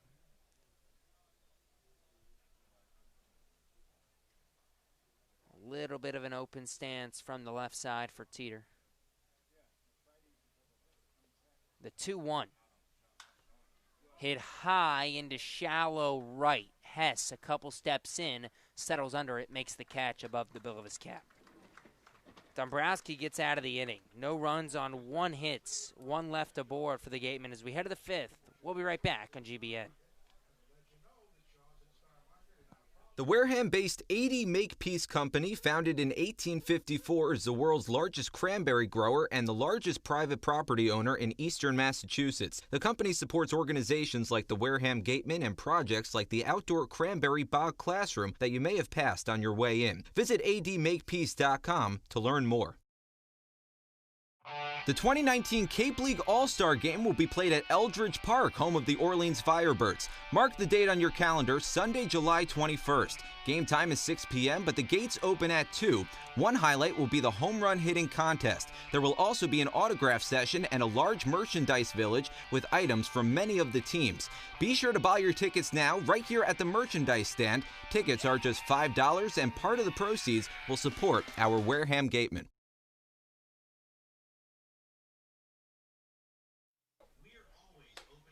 We head to the 5th here at Spillane Field. 2-2 the score between Wareham and Bourne. Let's send it to Addison Van Patten on the field. Thanks, guys. Yeah, I'm here with an actual regular attendance fan of the Wareham Gatemen. It is Bark in the Park night here at Spillane Field, and I'm here with Ryder. He's a Dachshund Yorkie mix. And, I mean, what could be better than America's favorite pastime and man's best friend? Sending it back to you guys. I 100% agree, and Jonah Karp loves that dog. I love all dogs. more dog content, please. Bark in the Park night here at Spillane. This game tied at 2 as we head to the top of the 5th inning. JP Gates' night is done. He honestly had a pretty good start for Wareham. Yeah, he did. I mean, JP Gates probably, it's not his longest performance, but it might be his best start. He settled down after that second inning where he couldn't really find the strike zone, and then pitched what ended up being a 1-2-3 second and third and fourth inning. You'll take it. Yeah. In steps Jake McKenzie for Bourne. McKenzie, Nick Bruiser, Jacob Campbell. 6, 7, 8 hitters due up for Bourne. First pitch low and away, 1-0 from Levi Prater in a pitching change brought to you by Bay Point Club. 1-0 pitch popped up into deep right center. McLean ranges back, and he's caught off by Ward, who makes the catch along the wall. The Washington Husky, Braden Ward, out in center, slams into the wall and makes the catch, 1 away. Braden Ward just covers a lot of ground, doesn't he? I mean, off the bat, that ball was hit closer to McLean than it was Ward. Oh, yeah.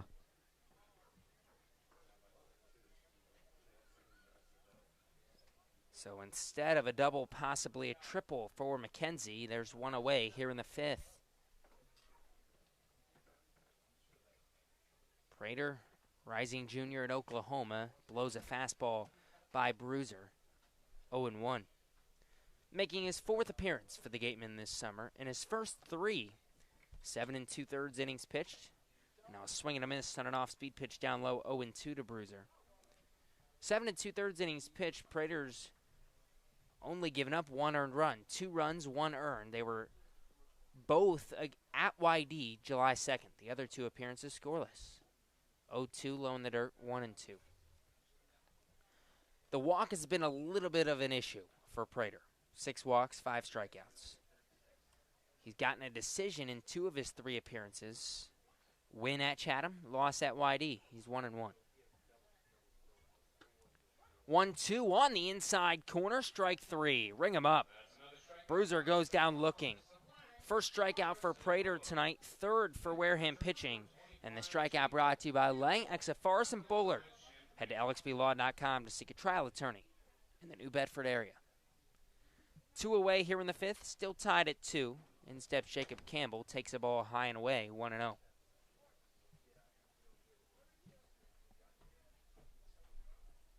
Campbell grounded out to Baker at second, his first time up. Takes a changeup on the outside corner, 1-1. Campbell, after the ground out now, just 3 for 19 this season. The 1-1. Popped him up, foul, out of play. Behind home plate. 1-2.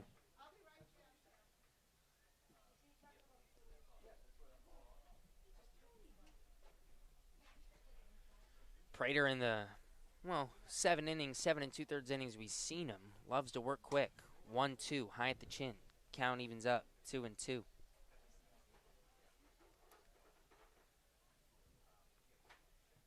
Campbell doing the catching tonight for Bourne. Now the 2-2 from Prater. Line foul. Back into the caging near the Wareham dugout.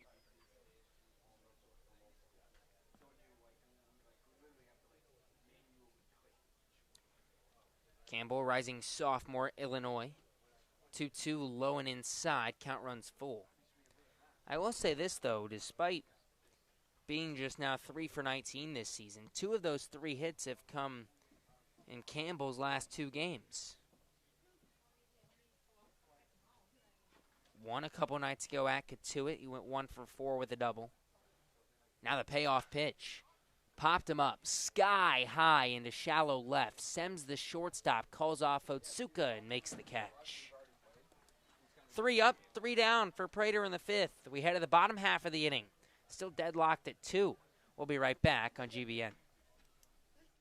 One of the area's best restaurants is located right up the street, Brewfish Bar and Eatery. Brewfish offers 20 rotating craft beers on tap and creative pub food. Check out their off-the-menu brunch with a Bloody Mary bar and $5 mimosas on Sundays. Join us for outdoor dining and drinks under the tent or for live music. Located on Route 105 in Marion.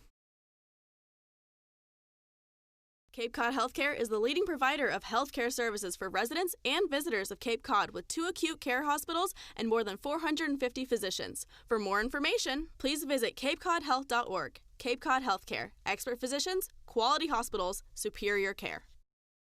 Located in Wareham Crossing, Coastal Orthodontics knows the importance of a healthy smile. Dr. Kevin Oliveira and his team at Coastal Orthodontics are a patient-focused practice, delivering professional, effective orthodontic treatment based on the individual clinical needs of each patient, resulting in beautiful smiles in a timely manner. With 10 years of experience using Invisalign, Coastal Orthodontics uses the most up-to-date dental equipment. Cape Cod Coca-Cola thanks you for supporting the Cape Cod Baseball League and for refreshing yourself with ice-cold Coca-Cola products. Please remember to recycle your empty bottles, cans, and all other recyclable materials. It only takes 6 recycled plastic bottles to make a new baseball cap. Middle of the order, due up for the Gatemen as we head to the bottom of the 5th. Adrian Del Castillo, Matt McClain, Dallas Beaver, the 4, 5, 6 hitters. Nick Domkowski back out for his 5th inning of work for Bourne. The Braves and the Gatemen tied at 2 here in the bottom of the 5th. Gorgeous night here at Spillane Field. Del Castillo steps in from the left side, 0 for 2 tonight. Struck out in the 1st inning, popped out to Judd Fabian in center field. His last time up in the 2nd. Gabe Genovese here with you alongside Jonah Karp. Thanks for spending your Thursday evening with us. First pitch to the Miami Hurricane, Adrian Del Castillo. Low and away, 1-0. Del Castillo, when he leads off an inning, this summer. 3 for 12 with a home run. One of his 3 home runs this season. 1-0, foul tipped back into the mid of Campbell. 1 ball and 1 strike.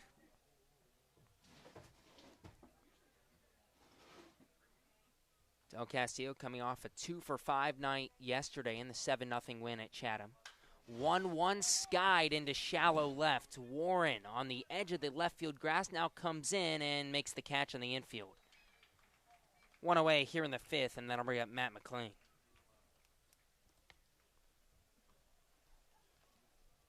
McLean tonight, 2 RBI single. Delivered the only 2 runs of the game for the Gatemen in the first inning.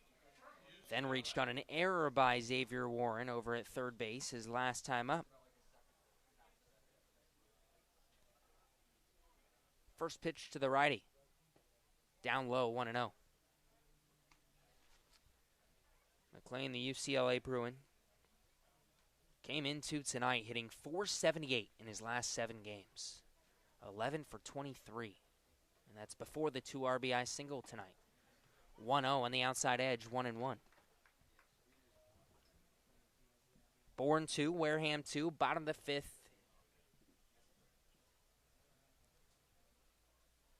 Now the 1-1. Low and in, 2-1 to McLean.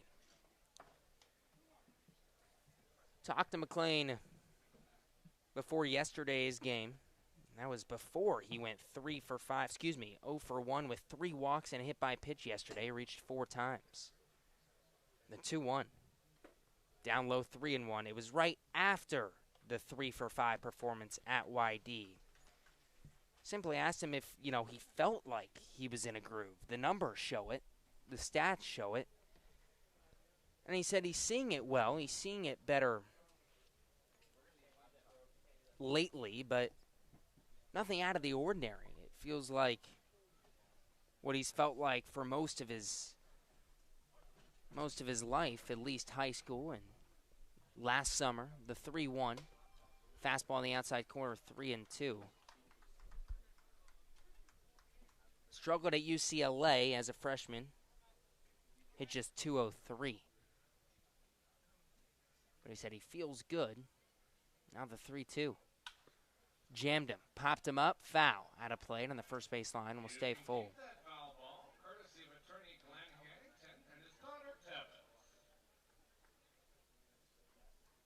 Says he's not satisfied, though. Says he can always see it better. Nobody on, 1 down here in the bottom of the 5th. The 3-2 from Domkowski. Swing and a miss, strike 3. On an off-speed pitch low and away, 2 down here in the 5th. That was a good pitch from Domkowski. He got off to a bit of a rough start, but he's really settled into his zone. Had a tough time finding the strike zone in the first and really the second inning as well, but the last few, he's settled down, and he has good stuff. That's his 5th strikeout tonight, and Dallas Beaver will try to keep the inning alive for Wareham. Hard ground ball up the middle into center field, a base hit. Well, that'll work. Beaver, his first hit tonight. He's on for the 2nd time in this game after a walk in the first inning. And then I'll bring up Benjamin Sems.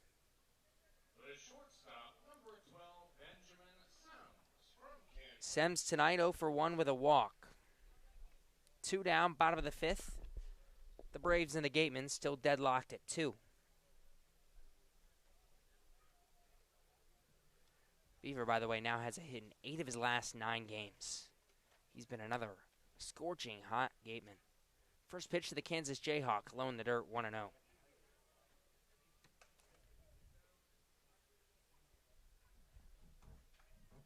Sem struck out looking in the 3rd inning after the walk. Beaver not a big lead off first, not a threat to steal. The 1-0. Grounded towards second. Morissette gobbles, flips to second, and gets Beaver. So a 2-out single by Dallas Beaver, but that's it for the Gatemen. No runs on 1 hit. 1 left aboard. We head to the top of the 6th, still tied at 2. We'll be right back from Spillane Field. Learning at Curry College extends beyond the classroom and is embedded in all that they do. Curry prepares students to engage in successful careers and active citizenship with a global perspective. Explore undergraduate majors, minors, and concentrations, including new majors in accounting, biochemistry, and software development. Online at curry.edu. Clobbered high and deep to right center field, and this one is gone. A home run. That home run's brought to you by Eastern Propane and Oil. Another scholarship for a deserving youth. Eastern Propane and Oil, we're in your neighborhood. After the game, visit El Mariachi on Main Street for the best Mexican food in Wareham. The cantina provides a delicious late-night snack accompanied by fun cocktails. The Wareham Gatemen would like to thank Franklin Sports for their sponsorship of the Cape Cod Baseball League. Franklin is yet again proud to be the official batting glove of the Cape Cod Baseball League. Throughout the summer, all the Cape League teams are wearing their own custom team batting gloves courtesy of Franklin Sports. To order your favorite team's design or to create your own, visit franklinsports.com/custom, enter code CCBL20 for 20% off your purchase. From Cape Cod to the major leagues, only the best hitters in baseball wear Franklin gloves.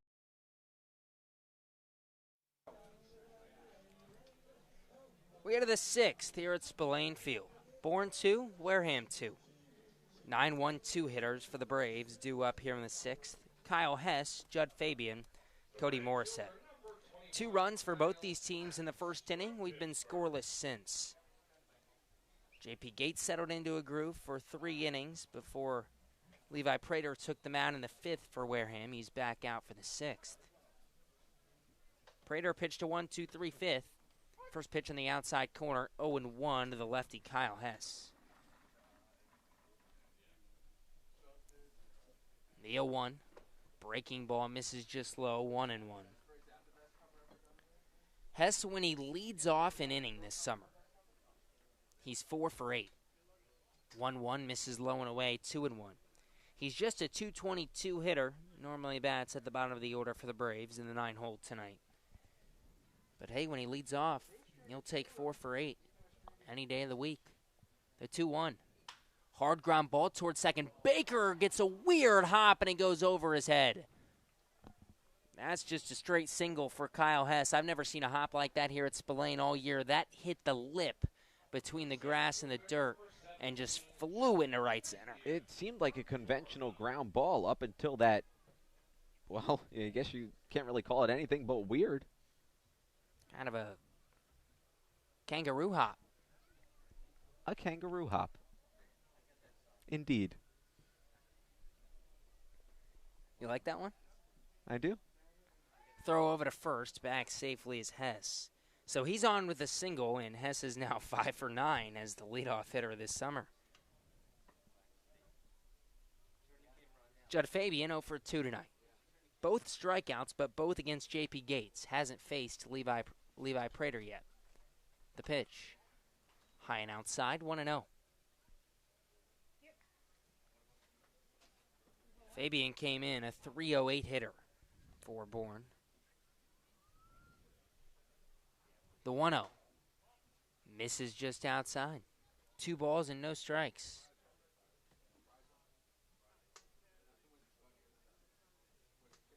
Fabian just finished up his freshman year at Florida. 2-0 pitch, fouled off back into the caging behind home plate, 2-1.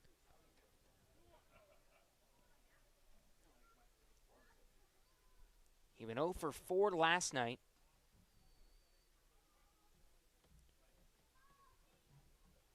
Now the 2-1. Fastball paints the outside edge, 2-2. Fabian, before last night,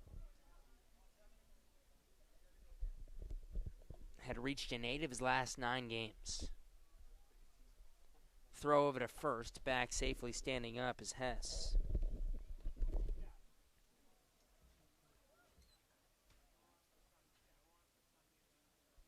But Fabian has hit well against the Gatemen before tonight. The 2-2, fouled off, back into the fencing once again. We'll do it all over again. Fabian was 4 for 8 with a double in his first 2 games against Wareham this summer. Prater, a deep breath. Throws over to first.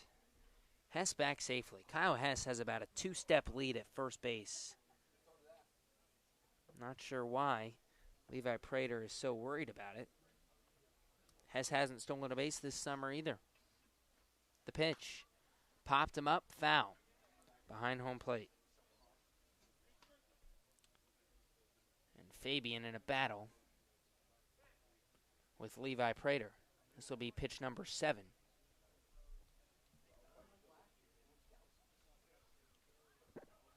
Prater sets and deals. Swing and a miss, strike 3 on a ball in the dirt. Good off-speed pitch from Prater. His second strikeout of the night. 1 down here in the 6th, and that strikeout brought to you by Lang, Exafaris, and Bullard. Head to lxplaw.com to seek a trial attorney in the New Bedford area. Cody Morissette steps into center stage. Hit by a pitch in the first inning. Then chopped one right back to J.P. Gates on the mound for a 1-6-3 double play to end the third. First pitch to him. Swing and a miss on a fastball in the outside corner. 0-1. Morissette was our player to watch tonight. Came in a .309 hitter. 11 RBIs. It's the second most in this Bourne lineup. The 0-1. Breaking ball misses away. 1 ball and 1 strike.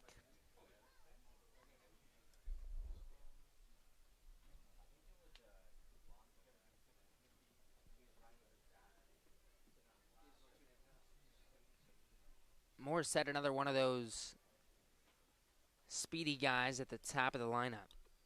17 hits this summer, just 2 doubles. The 1-1. Jammed him. Flared foul out of play. Down the third base line, 1-2. Wareham 2, Bourne 2. Top of the 6th here at Spillane Field.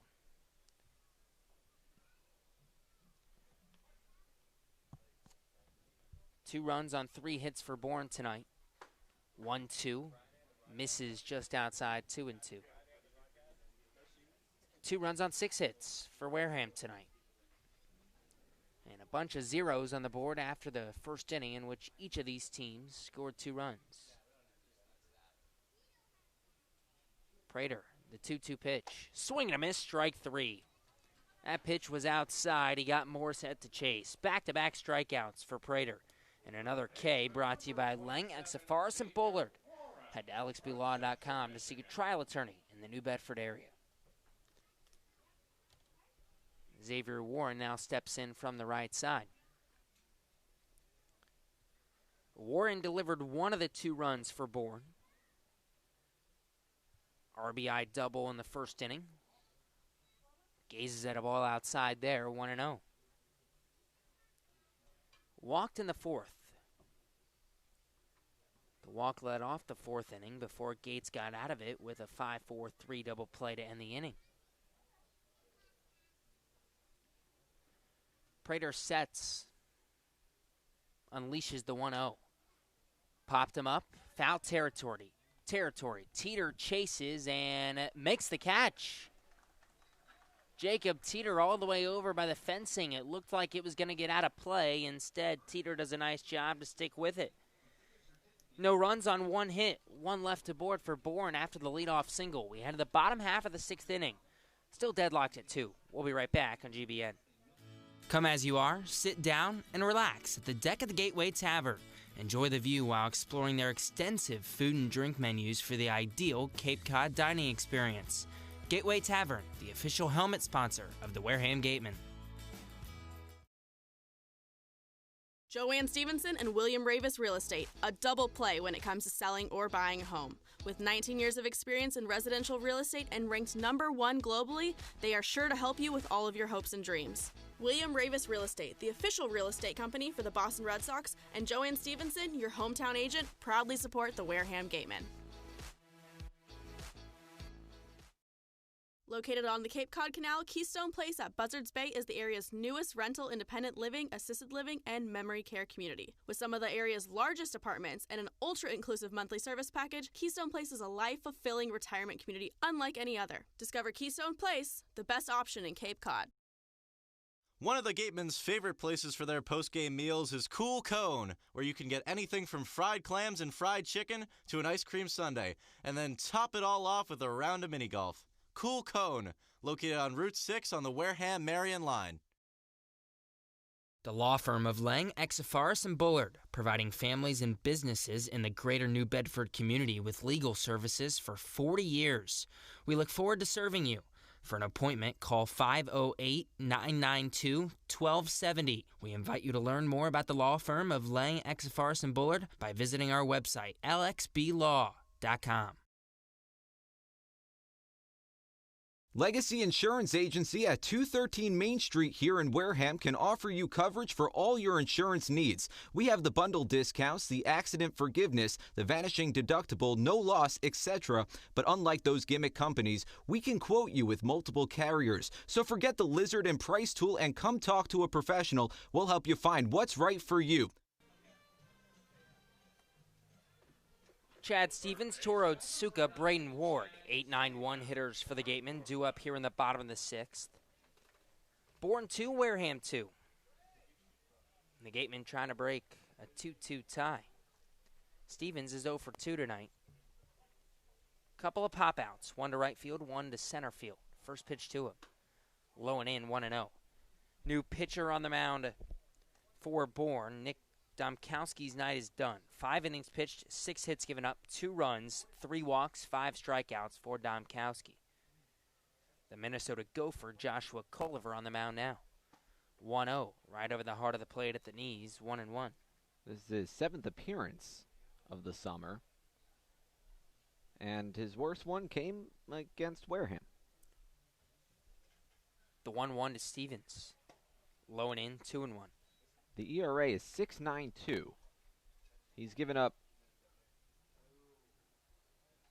7 runs against Wareham, 10 total this summer.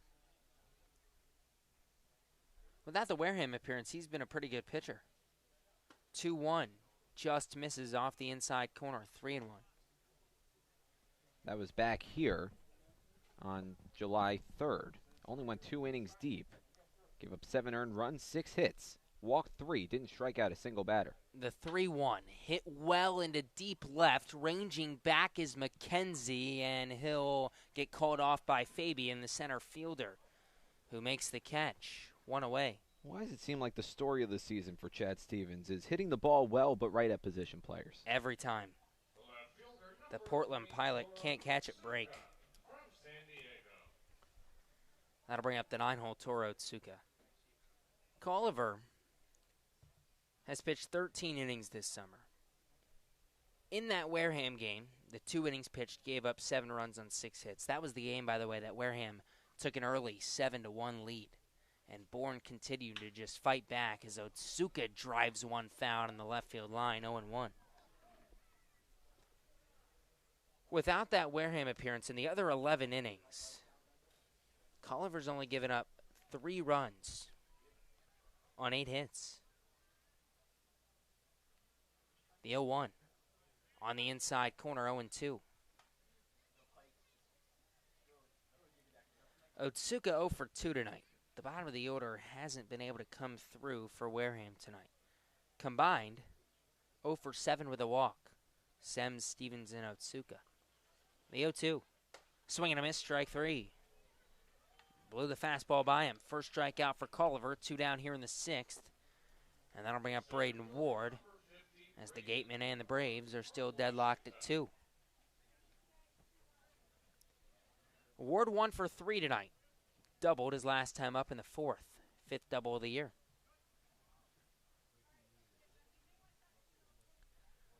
He grounded out in the first inning to second base, flew out to McKenzie in left field in the 2nd inning. Culliver fires home. Foul tipped back into the mid of Campbell. 0-1. Only 3 times this season, aside from tonight, has Toro Otsuka struck out multiple times.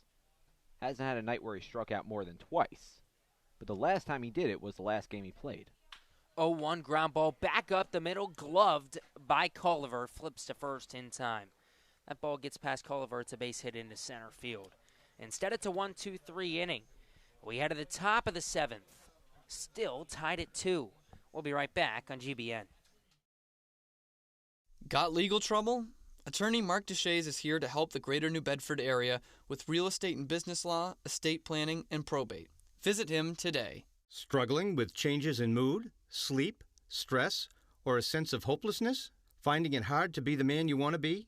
Get the information and tools you need for mental, emotional, and relationship health at massmen.org. Courage starts with the first step.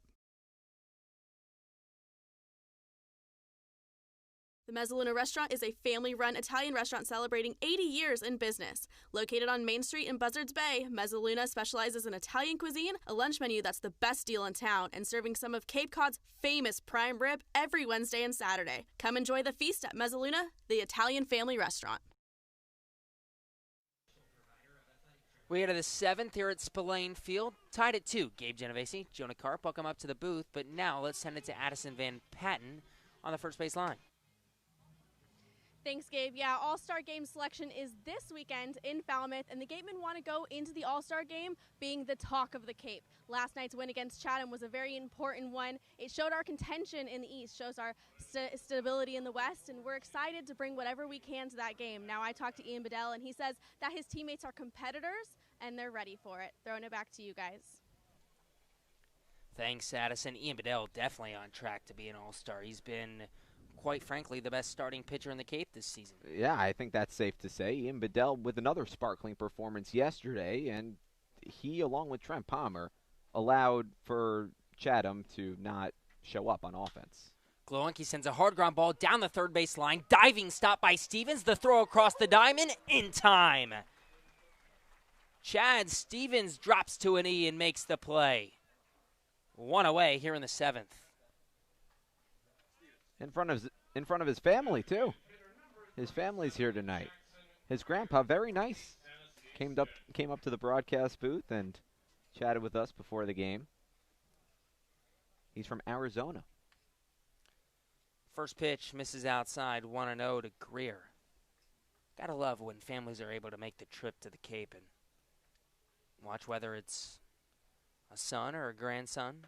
1-0, misses outside, 2-0. Traveled a long distance from Arizona to come here. Said they're hoping we don't get rained out tomorrow night and they can see one more game. 2-0 fastball in the outside corner, 2-1. Weather not looking too promising. Not at all. Bourne 2, Wareham 2. Top of the 7th here in Wareham. 2-1, Greer skies it. Shallow left, Sems, the shortstop, calls off Otsuka, makes the catch. 2 up, 2 down for Prater, who is now retired 8 of 9 Braves he's faced. And in steps Jake McKenzie. I love Levi Prater. First pitch at the knees for strike 1. We were talking about Ian Bedell and how he works efficiently, and when he's in a groove, he has some of the best stuff of potentially anybody in the Cape. Levi Prater's right up there in that conversation. 0-1 breaking ball outside, 1-1. Even though that missed outside, that was a filthy breaking ball. The lefty from Oklahoma sets and deals. Swing and a miss on an off-speed pitch, 1-2. Just coming back in with a dart right after a flat circle. 1-2, misses low and inside, 2-2. I would not want to face him if I was standing in the batter's box. I don't think you'd be facing anybody. Okay. The 2-2. On the inside corner, strike 3. McKenzie hated it. Thought it was way low, gave a look to Timothy Carey, but he rang him up. 1-2-3 for Prater in the 7th. It's time to stretch here at Spillane. Still knotted at 2. We'll be right back on GBN.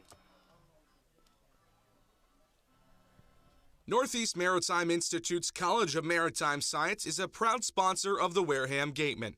If you're looking for a career at sea, look to NMI's program of education, adventure, and employment on northeastmaritime.com, America's premier 2-year maritime college.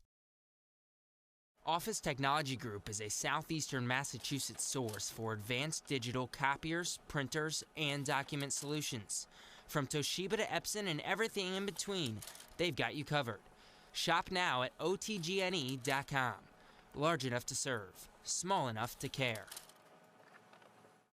Shop from home year-round on Gateman.org. You can customize your Gateman gear from any device, anywhere. We offer a large selection of apparel and unique gifts 24/7, 365 days a year. Hard to find sizes, colors, and styles. Youth Clinic registration also available. Visit us today and remember us for holiday gifts at Gateman.org.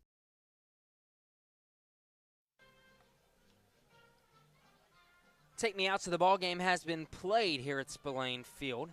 Darren Baker, Jacob Teeter, Adrian Del Castillo, 2-3-4 hitters for the Gatemen due up as we head to the bottom of the 7th. Bourne 2, Wareham 2. Both of these teams scored twice in the first inning, and it's been zeros on the scoreboard ever since. Joshua Culliver back out for his second inning of work out of the bullpen for Bourne. He'll face Darren Baker for the first time tonight. Baker against the starter Domkowski, 2 for 3. First pitch from the Minnesota Gopher, Culliver. On the outside corner for strike 1. Baker a bunt single in the first. Single to left field in the second. Struck out in the fourth. The 0-1. Foul tapped back behind home plate. 0-2. Baker with the 2 hits tonight, his 9th multi-hit game of the year. His 5th in the last 8. He's hit the ball well lately for Wareham. .393 over his last 7 games. The 0-2, low in the dirt, 1 ball and 2 strikes.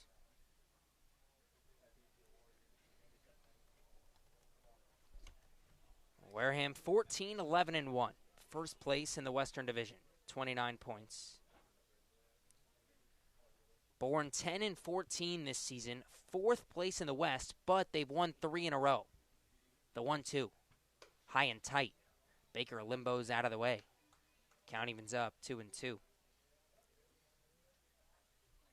Bourne now a 4.5 game cushion over the last place Hyannis Harbor Hawks. The 2-2, lined foul out of play to the left field line. We'll do it all over again. Remember, 4 or 5 teams in each division make the playoffs, so Bourne has just created separation. Wareham a half game up for first place. Katuitt only a half game back. 2-2 flared foul. Same spot. Out of play down that third base line. Baker stays alive. We stay at 2-2.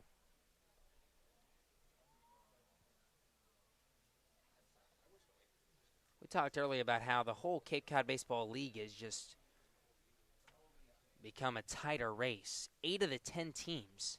2-2 to Baker, chopped toward first. It's gobbled and stepped on the bag is the first baseman, Bruiser. 1 away here in the 7th, and that brings up Jacob Teeter.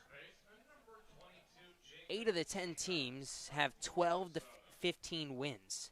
The 2 that don't, Bourne here with 10, and they've, like I said, won 3 straight. And the Harbor Hawks, who have just 5 wins all year. The Western Division still the worst division of the 2. First pitch to Teeter, swinging a miss 0-1. Simply because Bourne and Hyannis are both in the West. There's a noticeable drop-off between Bourne and Hyannis, though. The 0-1. Catches the outside corner to Teeter, 0-2, who's 1 for 2 with the walk tonight. It's a relatively tight race, 1 through 4. 1 and 2 is fairly competitive, and Falmouth and Bourne are fairly competitive. The 0-2, low and away, 1-2. Especially when you consider the recent hot streak that the Braves are on. Hyannis has all but fallen off. Even with a few weeks to go, they're 9 points back of Bourne. The Western Division is pretty much set. Culliver brings home the 1-2. Line drive right field, a base hit for Jacob Teeter. Lands right in front of Kyle Hess, who lobs it back into the second baseman Morissette. And Teeter has a multi-hit day. Double in the first inning, a single here in the 7th, and Jacob Teeter has his 10th multi-hit game of the season. That'll bring up Adrian Del Castillo with 1 out and 1 on. Bottom of the 7th, Braves and Gateman tied at 2. Well, I'd say this is a part of the order that you want up. First pitch to Del Castillo outside, 1-0. But you could really pick and choose your poison. Wareham, the best hitting team in the league, hitting .294 as a team. Atop the CCBL. Teeter dives back safely. Can we just take time to digest that for a little bit? .294 as a team. And it's not even close with the rest of the league. That is ridiculous. The 1-0 to Del Castillo. Just misses high, 2-0. I mean, their worst batter, as far as batting average is concerned, is still hitting better than Harwich as a team. The next best team in the Cape Cod Baseball League is YD. Colliver sets and fires the 2-0 pitch to Del Castillo. Chopped foul on the first base line, 2-1. YD is hitting .263 as a team, which isn't bad. Which is very good. Which, yeah. .294. It's absurd. And it seems like it's different guys every night. If you're a player and you hit .294, you're an all-star. The 2-1 from Colliver. Hard ground ball foul on the first base line, 2-2. And yet, because of, some pitching struggles every now and then, a few rare bad offensive nights, the Gatemen are just 3 games over 500. The 2-2. Chopped down the first base line. Gobbled up by the first baseman, Bruiser. He goes to second for 1. Back to first. Not in time. Wow. I have no idea why Bruiser just didn't step on the first base bag. I was going to say that exact same thing. Jacob Teeter not with a whole lot of speed going first to second. Bruiser had, I think, more time than he thought. Teeter didn't really take a jump off the swing. So that should have been a double play. Gateman got lucky.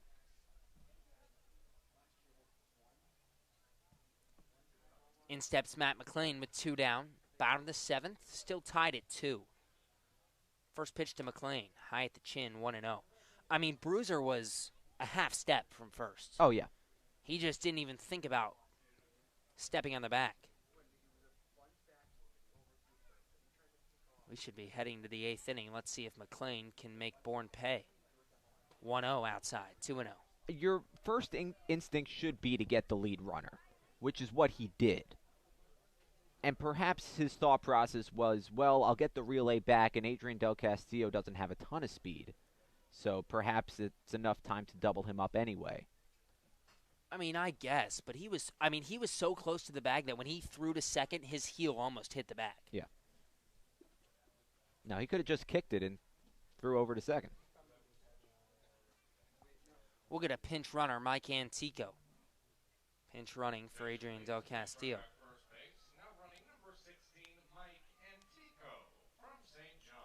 Antico's got speed. Wouldn't be surprised if he takes off for second here.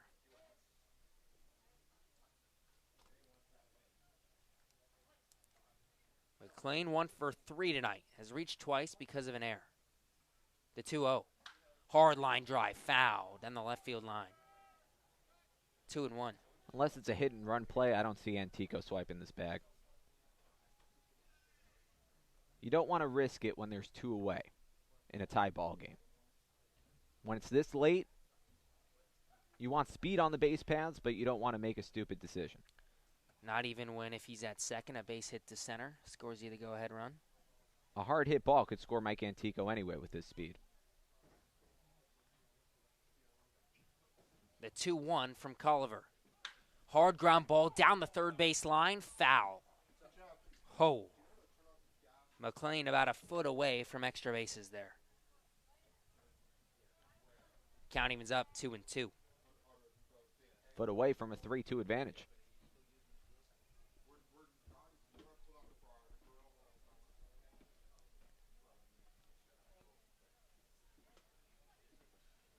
McLean delivered the 2 RBI single in the first inning. Colliver rocks and fires, and now he'll throw over to first. Antico back safely. Reached on an error by Warren at third base in the third, and then struck out his last time up in the fifth.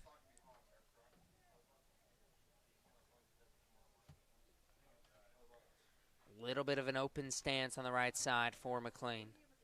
The 2-2 to Colliver. Runner going, pitch in the dirt, and Antico's in standing up as the pitch got away from Campbell. 3-2 count to McLean and a runner in scoring position. Antico got a great jump, and that was a bad pitch. He picked the perfect pitch to run on. Yes, he did.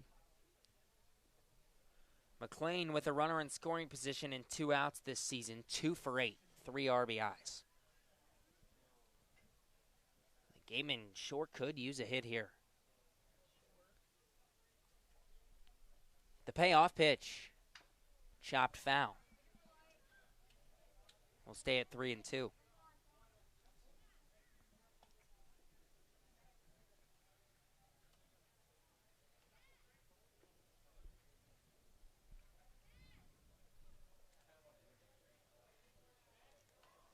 McLean taking signs from his manager, Jerry Weinstein. Antico, a 2-out lead off second. Bourne and Wareham deadlocked at 2. Bottom of the 7th. The payoff pitch to the UCLA Bruin, Matt McLean. Low and away, ball 4. Nice job by McLean to be patient there, not chase a breaking ball. And that'll bring up Dallas Beaver. And what a difference it makes now having Antico at second base rather than Adrian Del Castillo.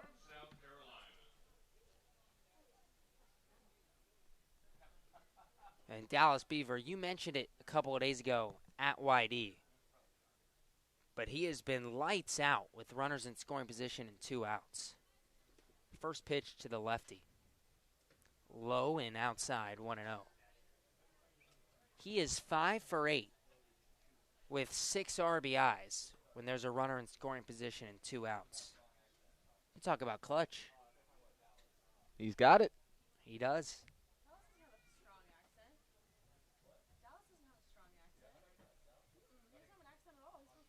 The 1-0. Swing and a miss on a fastball outside, 1-1.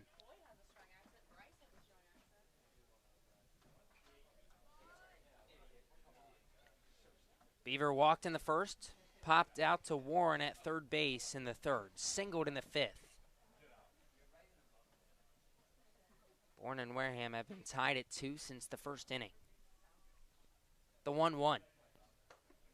Off speed, misses high, 2-1.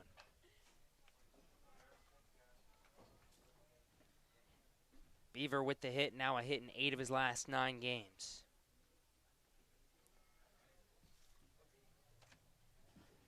Antico on second, McLean on first.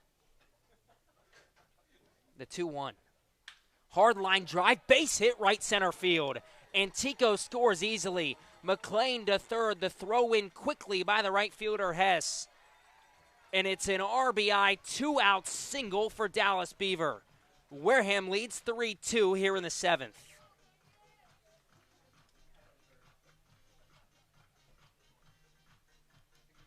Boy, he's clutch. Nobody I'd rather have at the plate than Dallas Beaver in that situation. Nobody. And again, what a difference Mike Antico makes standing at second base rather than Adrian Del Castillo.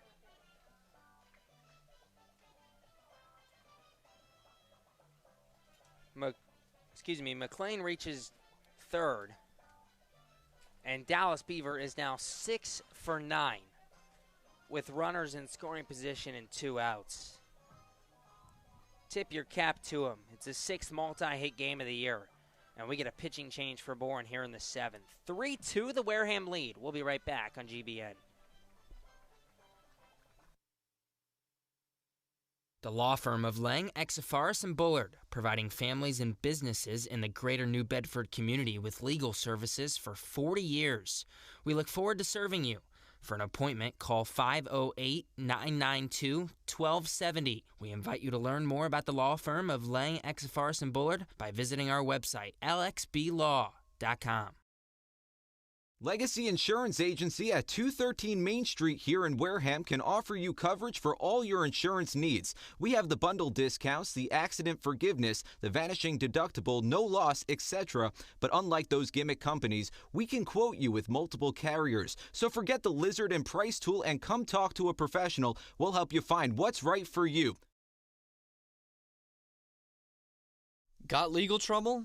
Attorney Mark Deshays is here to help the greater New Bedford area with real estate and business law, estate planning, and probate. Visit him today. Struggling with changes in mood, sleep, stress, or a sense of hopelessness? Finding it hard to be the man you want to be? Get the information and tools you need for mental, emotional, and relationship health at massmen.org. Courage starts with the first step. The Mezzaluna Restaurant is a family-run Italian restaurant celebrating 80 years in business. Located on Main Street in Buzzards Bay, Mezzaluna specializes in Italian cuisine, a lunch menu that's the best deal in town, and serving some of Cape Cod's famous prime rib every Wednesday and Saturday. Come enjoy the feast at Mezzaluna, the Italian family restaurant.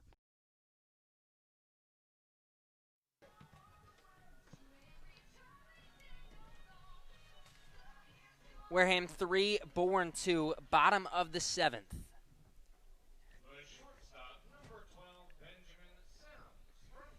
Here it's Spillane Field. A 2-out RBI single by Dallas Beaver gives the Gatemen a 3-2 lead, breaking a 2-2 tie that we've had since the first inning. Nick Iverson, the new pitcher for Bourne, delivers a strike, 0-1.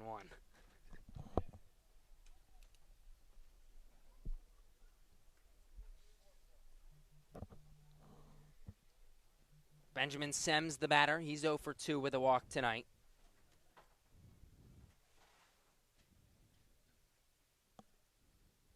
The 0-1 to the Kansas Jayhawk. Misses high and away. 1 ball and 1 strike. So after the ground out by Baker to lead off the inning, Teeter singles. Del Castillo grounded into a fielder's choice, so there were 2 outs. McLean walks. Antico pinch running for Del Castillo on second, and then the clutch RBI single by Dallas Beaver gives the Gatemen a 3-2 lead. 1-1, blooped foul out of play. 1-2.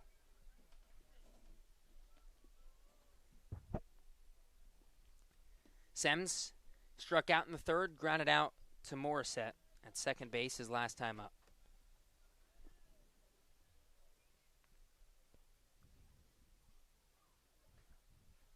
Iverson, a long look in, now the 1-2. Swing and a miss on a ball in the dirt, strike 3. Campbell throws down to first in time. So Iverson gets out of the inning for Bourne, but not before Dallas Beaver comes up with a clutch hit for Wareham. We head to the 8th. The Gatemen lead 3-2. Jonah Carp will have your play-by-play when we come back on GBN. Gateman Baseball is officially sponsored by Robertson's GMC, the truck professionals. Located just 2 miles away on Cranberry Highway, Robertson's GMC. We are professional grade. Power like a pro. Need physical therapy? Select Physical Therapy works directly with you and your physician to create a plan of care that meets your goals and needs, with 6 locations on Cape Cod and more across the country. Select Physical Therapy is the official provider of athletic training for the Wareham Gatemen. Soft as a Grape has 10 retail locations on Cape Cod. So even when you're cheering on your Gatemen at any away games, stop into a Soft as a Grape store for the best Cape Cod products. No trip to the Cape is complete without a trip to Soft as a Grape. South Coast Health Operators of Charlton Memorial, St. Luke's, and Toby Hospitals delivers an unmatched combination of clinical excellence with a personal touch. They are proud to serve as Southeastern Massachusetts and Rhode Island's only not-for-profit health system, as well as the region's largest employer. South Coast Healthcare, plus something more. Whether you're brewing a lager or an ale, Stone Path Malt has got you covered. Stone Path Malt, the local provider of quality malt for all your favorite New England craft breweries, is right here in Wareham. For your next night out, stop by their new tap room. The Wareham Gatemen just 6 outs away from a victory. On top 3-2 after scoring in the last half inning.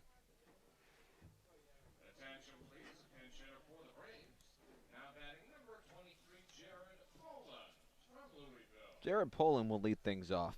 He's a pinch hitter. Takes the first pitch on the outside corner, strike one.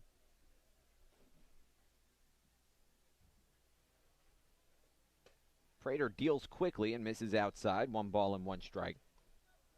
Poland from Fishers, Indiana. Just finished his freshman campaign at Louisville. Prater deals and misses inside, 2 balls and 1 strike.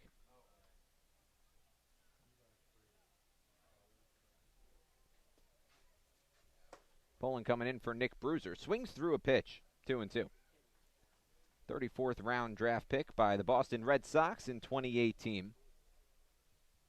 A two-way player. As Prater misses low and in, 3-2. Pitched a little bit for the Cardinals. Hit just 211 with a homer, 18 RBIs. 3-2 the count, nobody on, nobody out. The pitch. Cut on and missed, strike 3. It was foul tipped into the glove of Beaver. A strikeout by Levi Prater. Strikeout brought to you by Lang Safaris and Bullard. Head to lxblaw.com to seek a trial attorney in the New Bedford area. 1 away. Nobody on. 1 man out. Jacob Campbell, the new batter. He's 0 for 2. First pitch from Prater. Taken low and away. 1 ball, no strikes. Campbell grounded out to end the 2nd inning. Popped out to end the 5th inning.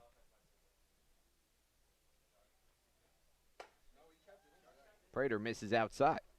2 balls, no strikes to Campbell. Bourne has won their last 3 games. They've split the season series so far between Wareham and the Braves at a game apiece. Pitch upstairs, 3 balls and no strikes. Prater falls behind on Campbell.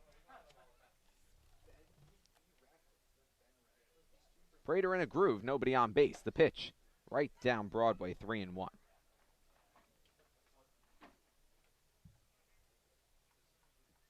"29 strikes, 23 balls thrown by Levi Prater.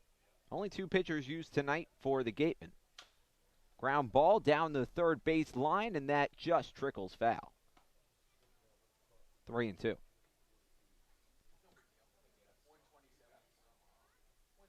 Campbell entered this game with just 18 at-bats for the Braves. 0 for 2 tonight. Now just 3 for his first 20 this summer. 3-2 the count, nobody on base, 1 man out. Top of the 8th inning. 3-2 Gateman. The payoff. Fouled off, and we'll do it again. Kyle Hess would be next.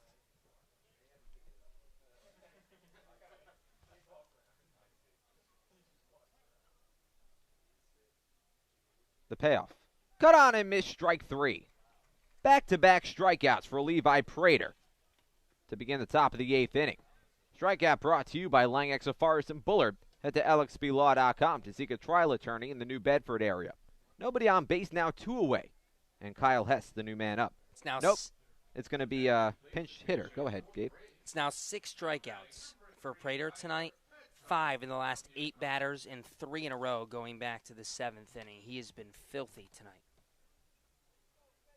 Kyler Fedko stepping up to the plate. Nobody on base, 2 men out.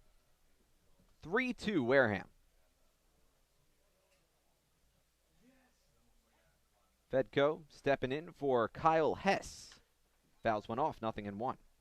Hess reached twice, hit by pitch and a single. 1 for 1. Kyler coming in for Kyle. Hess was out in right field. Prater rocks and deals. Fires one upstairs, but Hess swings right through it. And Prater quickly gets ahead, 0-2.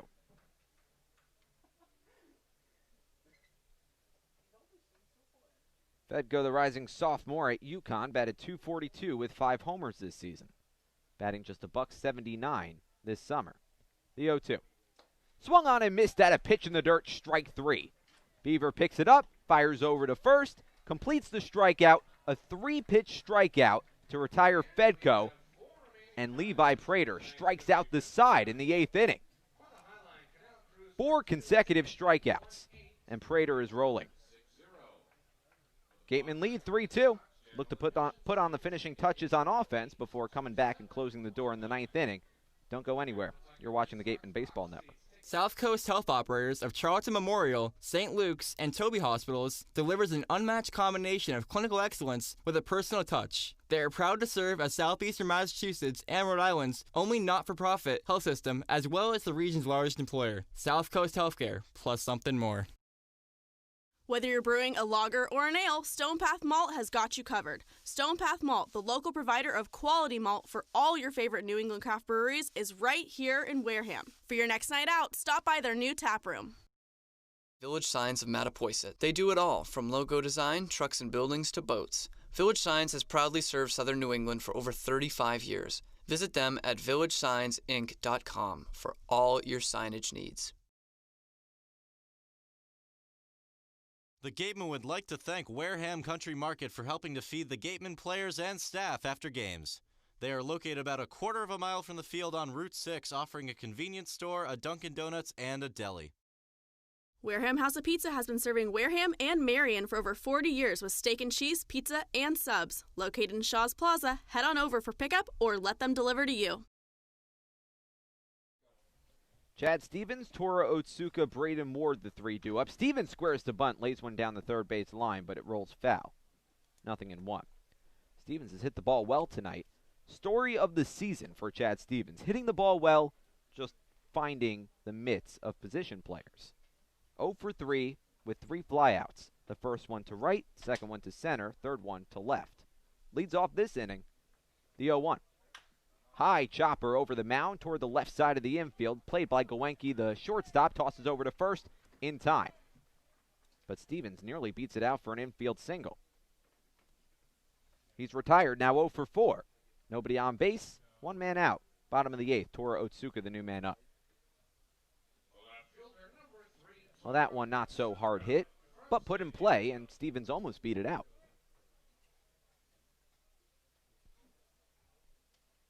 Otsuka 0 for 3 with 2 strikeouts. He has yet to strike out 3 times in a game this season. Takes the first pitch up and in. 1 ball, no strikes to the left fielder. Sandwiched in between the 2 strikeouts, a fly out to left field. The 1-0. Fists one foul, 1-1. This is only the 4th game this season with multiple strikeouts for Tora Otsuka.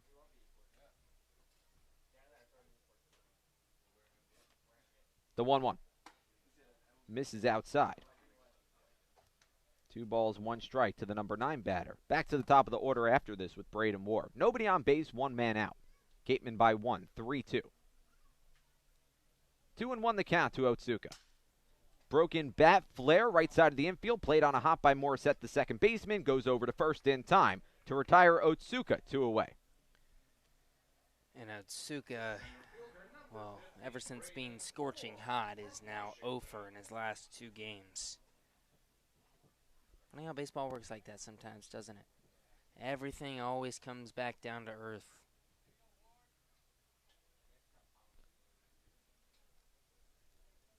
Yep. Braden Ward, the new man up. Nobody on base, 2 away. The pitch. Taken low and in. 1 ball, no strikes. Ward 1 for 4. Doubled in the 4th inning. 2 ground outs and a flyout. The pitch. High chopper toward the center of the diamond. Morissette ranging over toward his right. Fires to first, but it's a high toss. And it gets over the head of the first baseman, Bruiser. Skips to the dugout. But Ward is going to hold at first. That was a tough play from Morissette, the second baseman. That's going to be a hit. And it's going to be a hit. Not a good throw, but ranging wide over to his right to prevent that from skipping into center field. Braden Ward on with a single. Runner on first, now 2 away. Gateman leading by 1. 3-2, Darren Baker, the new man up. Bottom of the 8th inning. The pitch, up and away. 1 ball, no strikes. Baker with a multi-hit night. 2 singles, 2 for 4. One of now 4 Gatemen with multi-hit nights. Throw back to first. Ward just dives in back safely.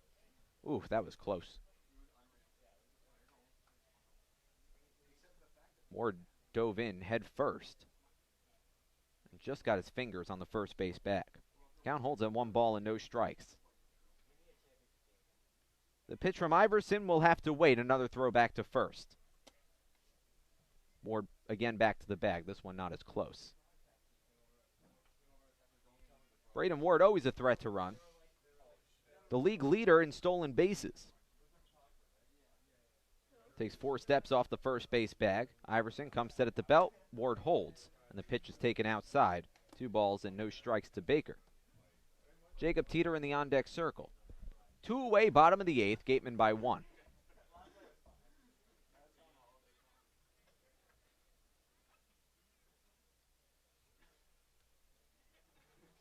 Iverson sets. Ward holds. And the pitch misses the outside corner. 3 balls and no strikes to Darren Baker. Baker struck out in the 4th inning. Doesn't walk a whole lot. He's ahead in the count. 3 balls, no strikes. And that's ball 4. Iverson misses low and away. And Baker's on base for the 3rd time tonight. 2 ducks on the pond for Jacob Teeter, who has himself a multi-hit night. He's reached base 3 times. A single, a double, and a walk. 2 for 3. A lot of speed on the base paths. Ward off of second, Baker off of first. Gateman by 1 with 2 away in the bottom of the 8th. Iverson checks the runner at second. Double takes. Deals from the belt. First pitch. Slapped on the ground, left side of the infield and through into center field for a base hit. Braden Ward being waved around. The throw to the plate is not in time. Braden Ward comes home to score. An RBI single for Jacob Teeter, and it's 4-2 Gateman. 3 hits tonight for Jacob Teeter. He's 3 for 4. Well, that's one way to snap out of a slump if you're Jacob Teeter. My goodness, after being 0 for 11 in his last 3 games. 2, the speed of Braden Ward. We've seen it in all different ways this year, but I think that's the first time we've seen him have to beat a throw on a hard-hit ball out to left. First pitch to Mike Antico is popped up. Shallow left field, McKenzie closing in. Makes the catch, and that'll retire the side. Mike Antico in his first at-bat, coming in for Adrian Del Castillo, swinging on the first pitch he sees, and pops out to end the inning. But the Gatemen tack on some insurance in the bottom of the 8th.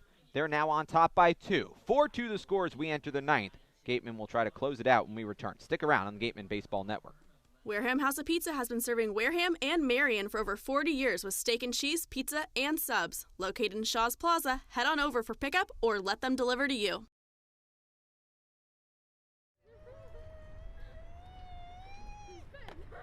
Beat the heat and join us at Waterways, a water experience unlike any other this side of the bridge. Open daily, head over to the water park on Route 28, the Cranberry Highway. The 99 Restaurant is a proud sponsor of the Cape Cod Baseball League. Visit them in Centerville, Falmouth, Mashpee, Wareham, or Yarmouth this summer and try some local flavor from the winner of the Cape Times Best Restaurant for Takeout, the 99. Always the real deal. The Wareham-based 80 Makepeace Company, founded in 1854, is the world's largest cranberry grower and the largest private property owner in eastern Massachusetts. The company supports organizations like the Wareham Gatemen and projects like the outdoor cranberry bog classroom that you may have passed on your way in. Visit admakepeace.com to learn more. One of the Gatemen's favorite places for their post-game meals is Cool Cone, where you can get anything from fried clams and fried chicken to an ice cream sundae, and then top it all off with a round of mini golf. Cool Cone, located on Route 6 on the Wareham-Marion line. The law firm of Lang, Exafaris, and Bullard, providing families and businesses in the greater New Bedford community with legal services for 40 years. We look forward to serving you. For an appointment, call 508-992-1270. We invite you to learn more about the law firm of Lang, Exafaris, and Bullard by visiting our website, lxblaw.com.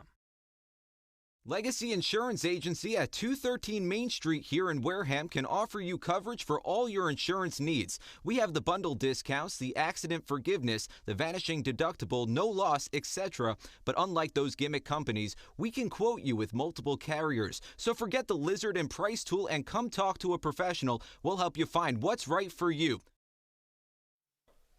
Levi Prater's night is over. He went 4 spectacular innings coming in for J.P. Gates, who started the first 4 innings for the Wareham Gatemen. Now with the Gatemen on top 4-2, the job to close it out will go to Ben Leeper. The book closed on Prater. Went 4 innings, gave up 1 hit, no earned runs, no walks, 7 strikeouts. One of the best outings we've seen from any Gateman pitcher all season. 4-2 Gatemen. Top of the 9th inning. And we're back to the top of the order for Bourne. Judd Fabian, Cody Morissette, Xavier Warren, the 3 due up. Fabian 0 for 3. First pitch. Misses low and away, a breaking ball. 1 ball and no strikes. Jonah Karp, Gabe Genovese, Addison Van Patten with you. Thanks for sticking around on this Thursday evening from Spillane Field. The 1-0. Taken over the inside corner, 1-1. Leeper this season, 5 appearances. In his first 3, he went an inning in each 3, didn't give up a run. The 1-1 from Leeper. Popped up, shallow right field. Closing in is Matt McLean, the right fielder. He'll make the catch with plenty of space. Makes it above his cap with 2 hands. 1 away. In his last 2, he gave up a run on 1 hit to these Bourne Braves in an inning and 2/3. And then his worst appearance 4 days ago against the Harbor Hawks. An inning pitched, gave up 2 runs on 3 hits. It all adds up to a 4.76 ERA in 5 2/3 innings pitched this summer. Nobody on base. 1 away, top of the 9th. Gateman by 2. First pitch to Morissette. Misses well outside. 1 ball, no strikes.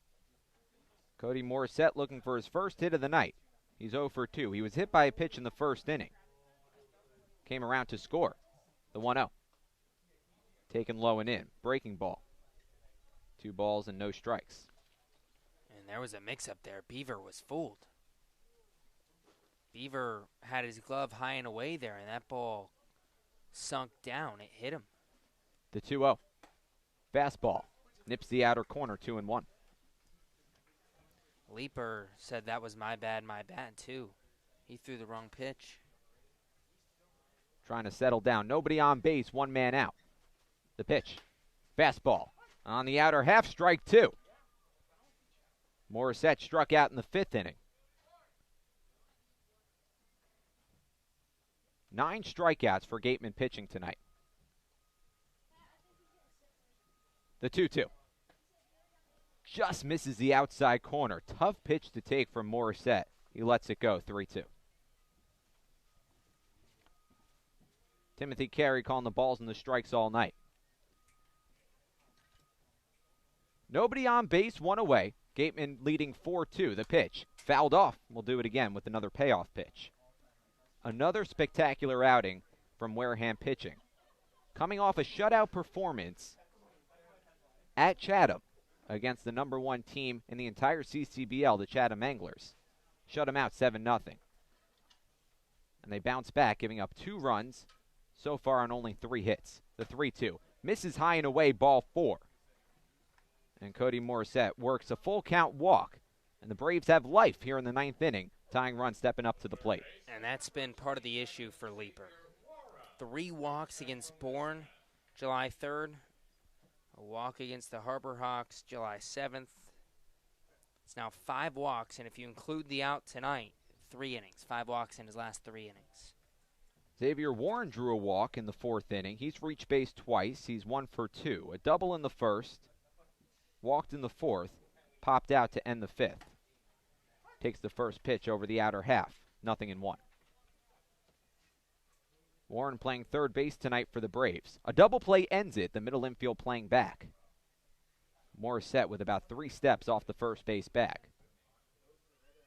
0-1 the count to Warren. Left-handed pitcher left-handed batter. The pitch. Fouled off. Leaper gets ahead, 0-2.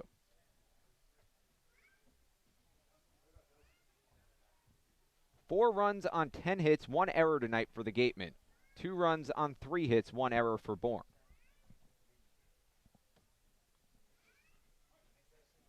4-2 Gatemen, 1 away, top of the 9th. Leaper trying to shut the door. The Gatemen have won 2 straight games.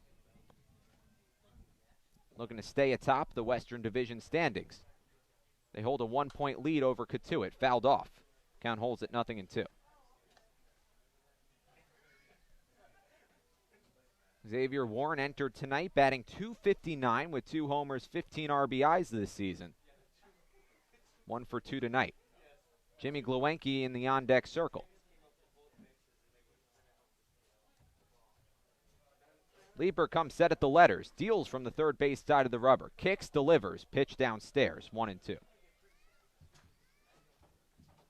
This has turned into an absolutely gorgeous night here in Wareham, Massachusetts. Light shining bright here at Spillane Field, 9:16 on the East Coast. Game started at 6:46. The 1-2. Taken low and in, and it gets away from Beaver. It's off his glove, and it rolls to the backstop. Cody Morissette takes second base easily. 2 balls and 2 strikes to count to Warren, and that eliminates the double play opportunity.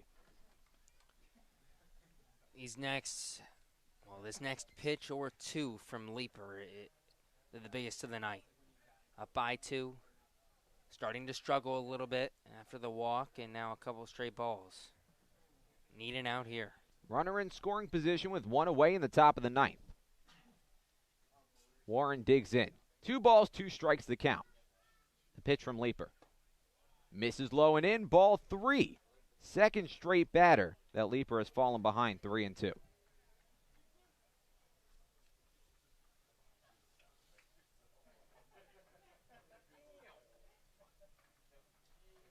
Xavier Warren, the switch hitter, batting from the left side. The rising junior at Central Michigan. Batted .369 this season, the 3-2. Slapped down the third base line, but foul. And we'll do it again. 8 home runs, 23 doubles, 70 RBIs. And he walked more times than he struck out at Central Michigan. A heck of a season.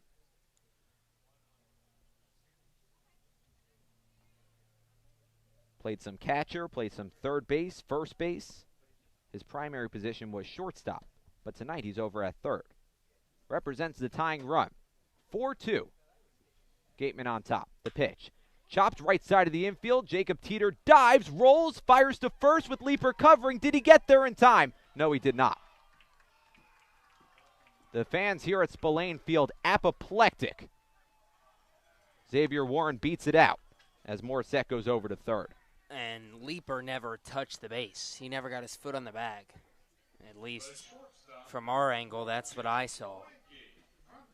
Again, just a weird hop in this Spillane dirt, though. Looked like it was going to be a nice, easy hop for Teeter. Instead, the ball stayed along the ground. That's going to go down as a single for Xavier Warren. Just the 4th hit of the night for the Bourne Braves. Runners at the corners, now the tying run at first. Jimmy Gluenke, the new batter. First pitch to him. Waved at and missed. A lazy swing and a miss. Badly fooled. 0-1.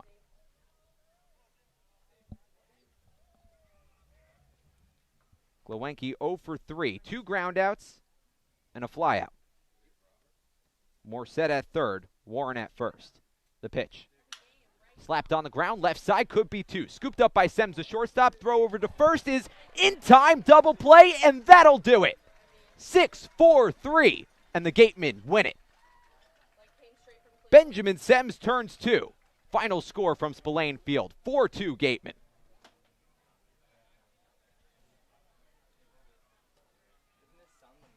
Bourne threatened. They had 2 on and the tying run on in the top of the 9th inning. But the combination of Ben Leaper and the infield defense padlocked the door. Gatemen hang on to win it They win it by a score of 4-2 from home. We'll be right back on the Gateman Baseball Network to break down this victory. Stick around. After the game, visit El Mariachi on Main Street for the best Mexican food in Wareham. The cantina provides a delicious late-night snack accompanied by fun cocktails.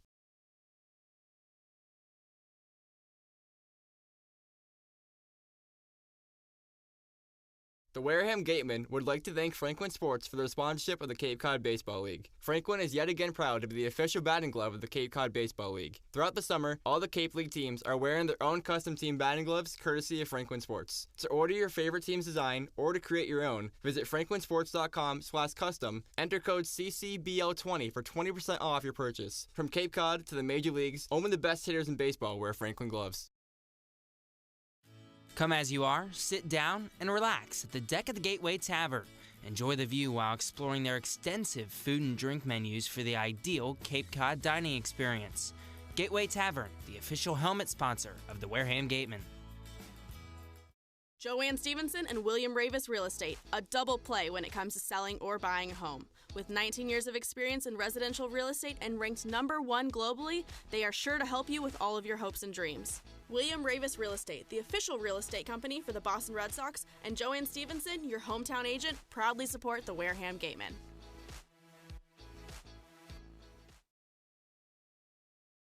Located on the Cape Cod Canal, Keystone Place at Buzzards Bay is the area's newest rental independent living, assisted living, and memory care community. With some of the area's largest apartments and an ultra-inclusive monthly service package, Keystone Place is a life-fulfilling retirement community unlike any other. Discover Keystone Place, the best option in Cape Cod. One of the Gatemen's favorite places for their post-game meals is Cool Cone, where you can get anything from fried clams and fried chicken to an ice cream sundae, and then top it all off with a round of mini golf. Cool Cone, located on Route 6 on the Wareham-Marion line. The law firm of Lang, Exafaris, and Bullard, providing families and businesses in the greater New Bedford community with legal services for 40 years. We look forward to serving you. For an appointment, call 508-992-1270. We invite you to learn more about the law firm of Lang, Exafaris, and Bullard by visiting our website, lxblaw.com. Legacy Insurance Agency at 213 Main Street here in Wareham can offer you coverage for all your insurance needs. We have the bundle discounts, the accident forgiveness, the vanishing deductible, no loss, etc. But unlike those gimmick companies, we can quote you with multiple carriers. So forget the lizard and price tool and come talk to a professional. We'll help you find what's right for you. 4-2 Gatemen take the victory against the Bourne Braves. They now lead the season series 2-1 against their Western Division foes. Back here inside the John Wild broadcast booth, Jonah Karp, Gabe Genovese breaking down this victory from Spillane Field. Now 3 straight victories for the Wareham Gatemen. Boy, has the pitching turned a corner. It's been unbelievable what the pitching's done in the last 3 days for Wareham. I mean, tonight, Bourne, 2 runs on 4 hits. Both runs and 2 of the hits were in the first inning. Bourne had 2 hits the rest of the game, innings 2 through 9. They only left 2 on base. The Braves didn't get a lot of chances tonight. And I mean, what a day for Levi Prater out of the bullpen. 4 innings pitched, 1 hit given up. No runs, no walks, 7 strikeouts, including striking out the side of the 8th. That was part of a stretch where he struck out 4 in a row because he struck out McKenzie to end the 7th inning. What a day for the Oklahoma Sooner. This is coming off a 7-0 victory against Chatham yesterday, perhaps the most impressive performance of the season for the Wareham Gatemen, and a game that really showcased how good this pitching staff could be when they're led by guys like Ian Bedell and Trent Palmer. Levi Prater deserves to be a part of that conversation. 100%. Just mentioned his line from tonight. Prater, I mean, he's been decent all season long for Wareham. Got the win June 28th at Chatham in his first appearance, 2 innings scoreless. 2 2/3 innings scoreless at Harwich. So 3 of his 4 appearances now scoreless this season. Did give up a couple of runs at YD on July 2nd, but he's been fantastic, the lefty out of Oklahoma. He's a guy you want on the bump in a close ball game, late in the game, and that's what you saw here tonight. Kind of goes without saying, but you don't win ball games unless you score more runs than your opponent, and that's what the Gatemen did today. Jacob Teeter really standing out. Teeter stood out today, 3 for 4 with a walk, had an RBI single in the 8th inning. And don't forget about Dallas Beaver. The biggest hit of this ball game was from Dallas Beaver with 2 outs in the bottom of the 7th. Game tied at 2 after nobody had scored in innings 2 through 6. Beaver delivers that 2-out RBI single. He's now 6 for 9 this season with 2 outs and runners in scoring position. By far the most clutch 2-out hitter the Gatemen have had this season, and he comes through once again. The Gatemen aren't the only hot team right now in the Cape League. Katuitt has also won a few consecutive games. They just took down Harwich 2-0. That game has gone final, and that's a big-time victory for Wareham because that keeps them in first place. Yeah, keeps Wareham in first place. Tonight's victory does. Again, just a half game up on Katuitt, and it'll stay that way with Katuitt winning tonight. Looking around the league, I know we were going to do this a little later, but nothing really went Wareham's way tonight. Falmouth beat Chatham. That's a win for a Western Division team. Chatham in the East, they fall once again. Hyannis got a win, so the bottom of the West, the Harbor Hawks beat Orleans. So nothing else really went Wareham's way around the league, but the most important thing was right here at Spillane Field,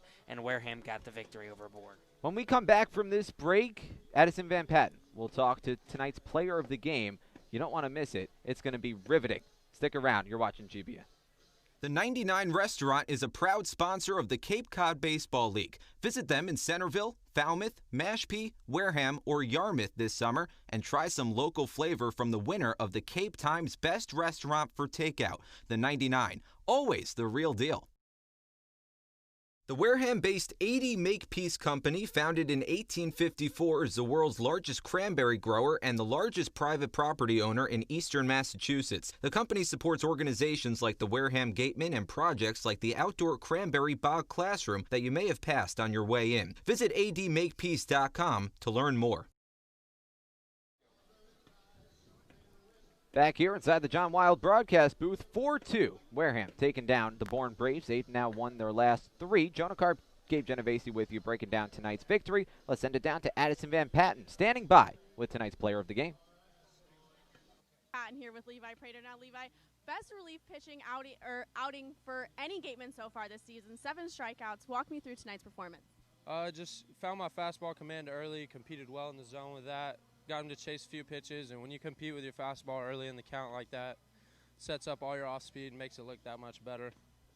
Win last night at Chatham for the Gatemen, win again tonight. We're kind of on a roll here, and, it's what we needed after a couple losses there previously. What's been working well for the team overall in the bullpen?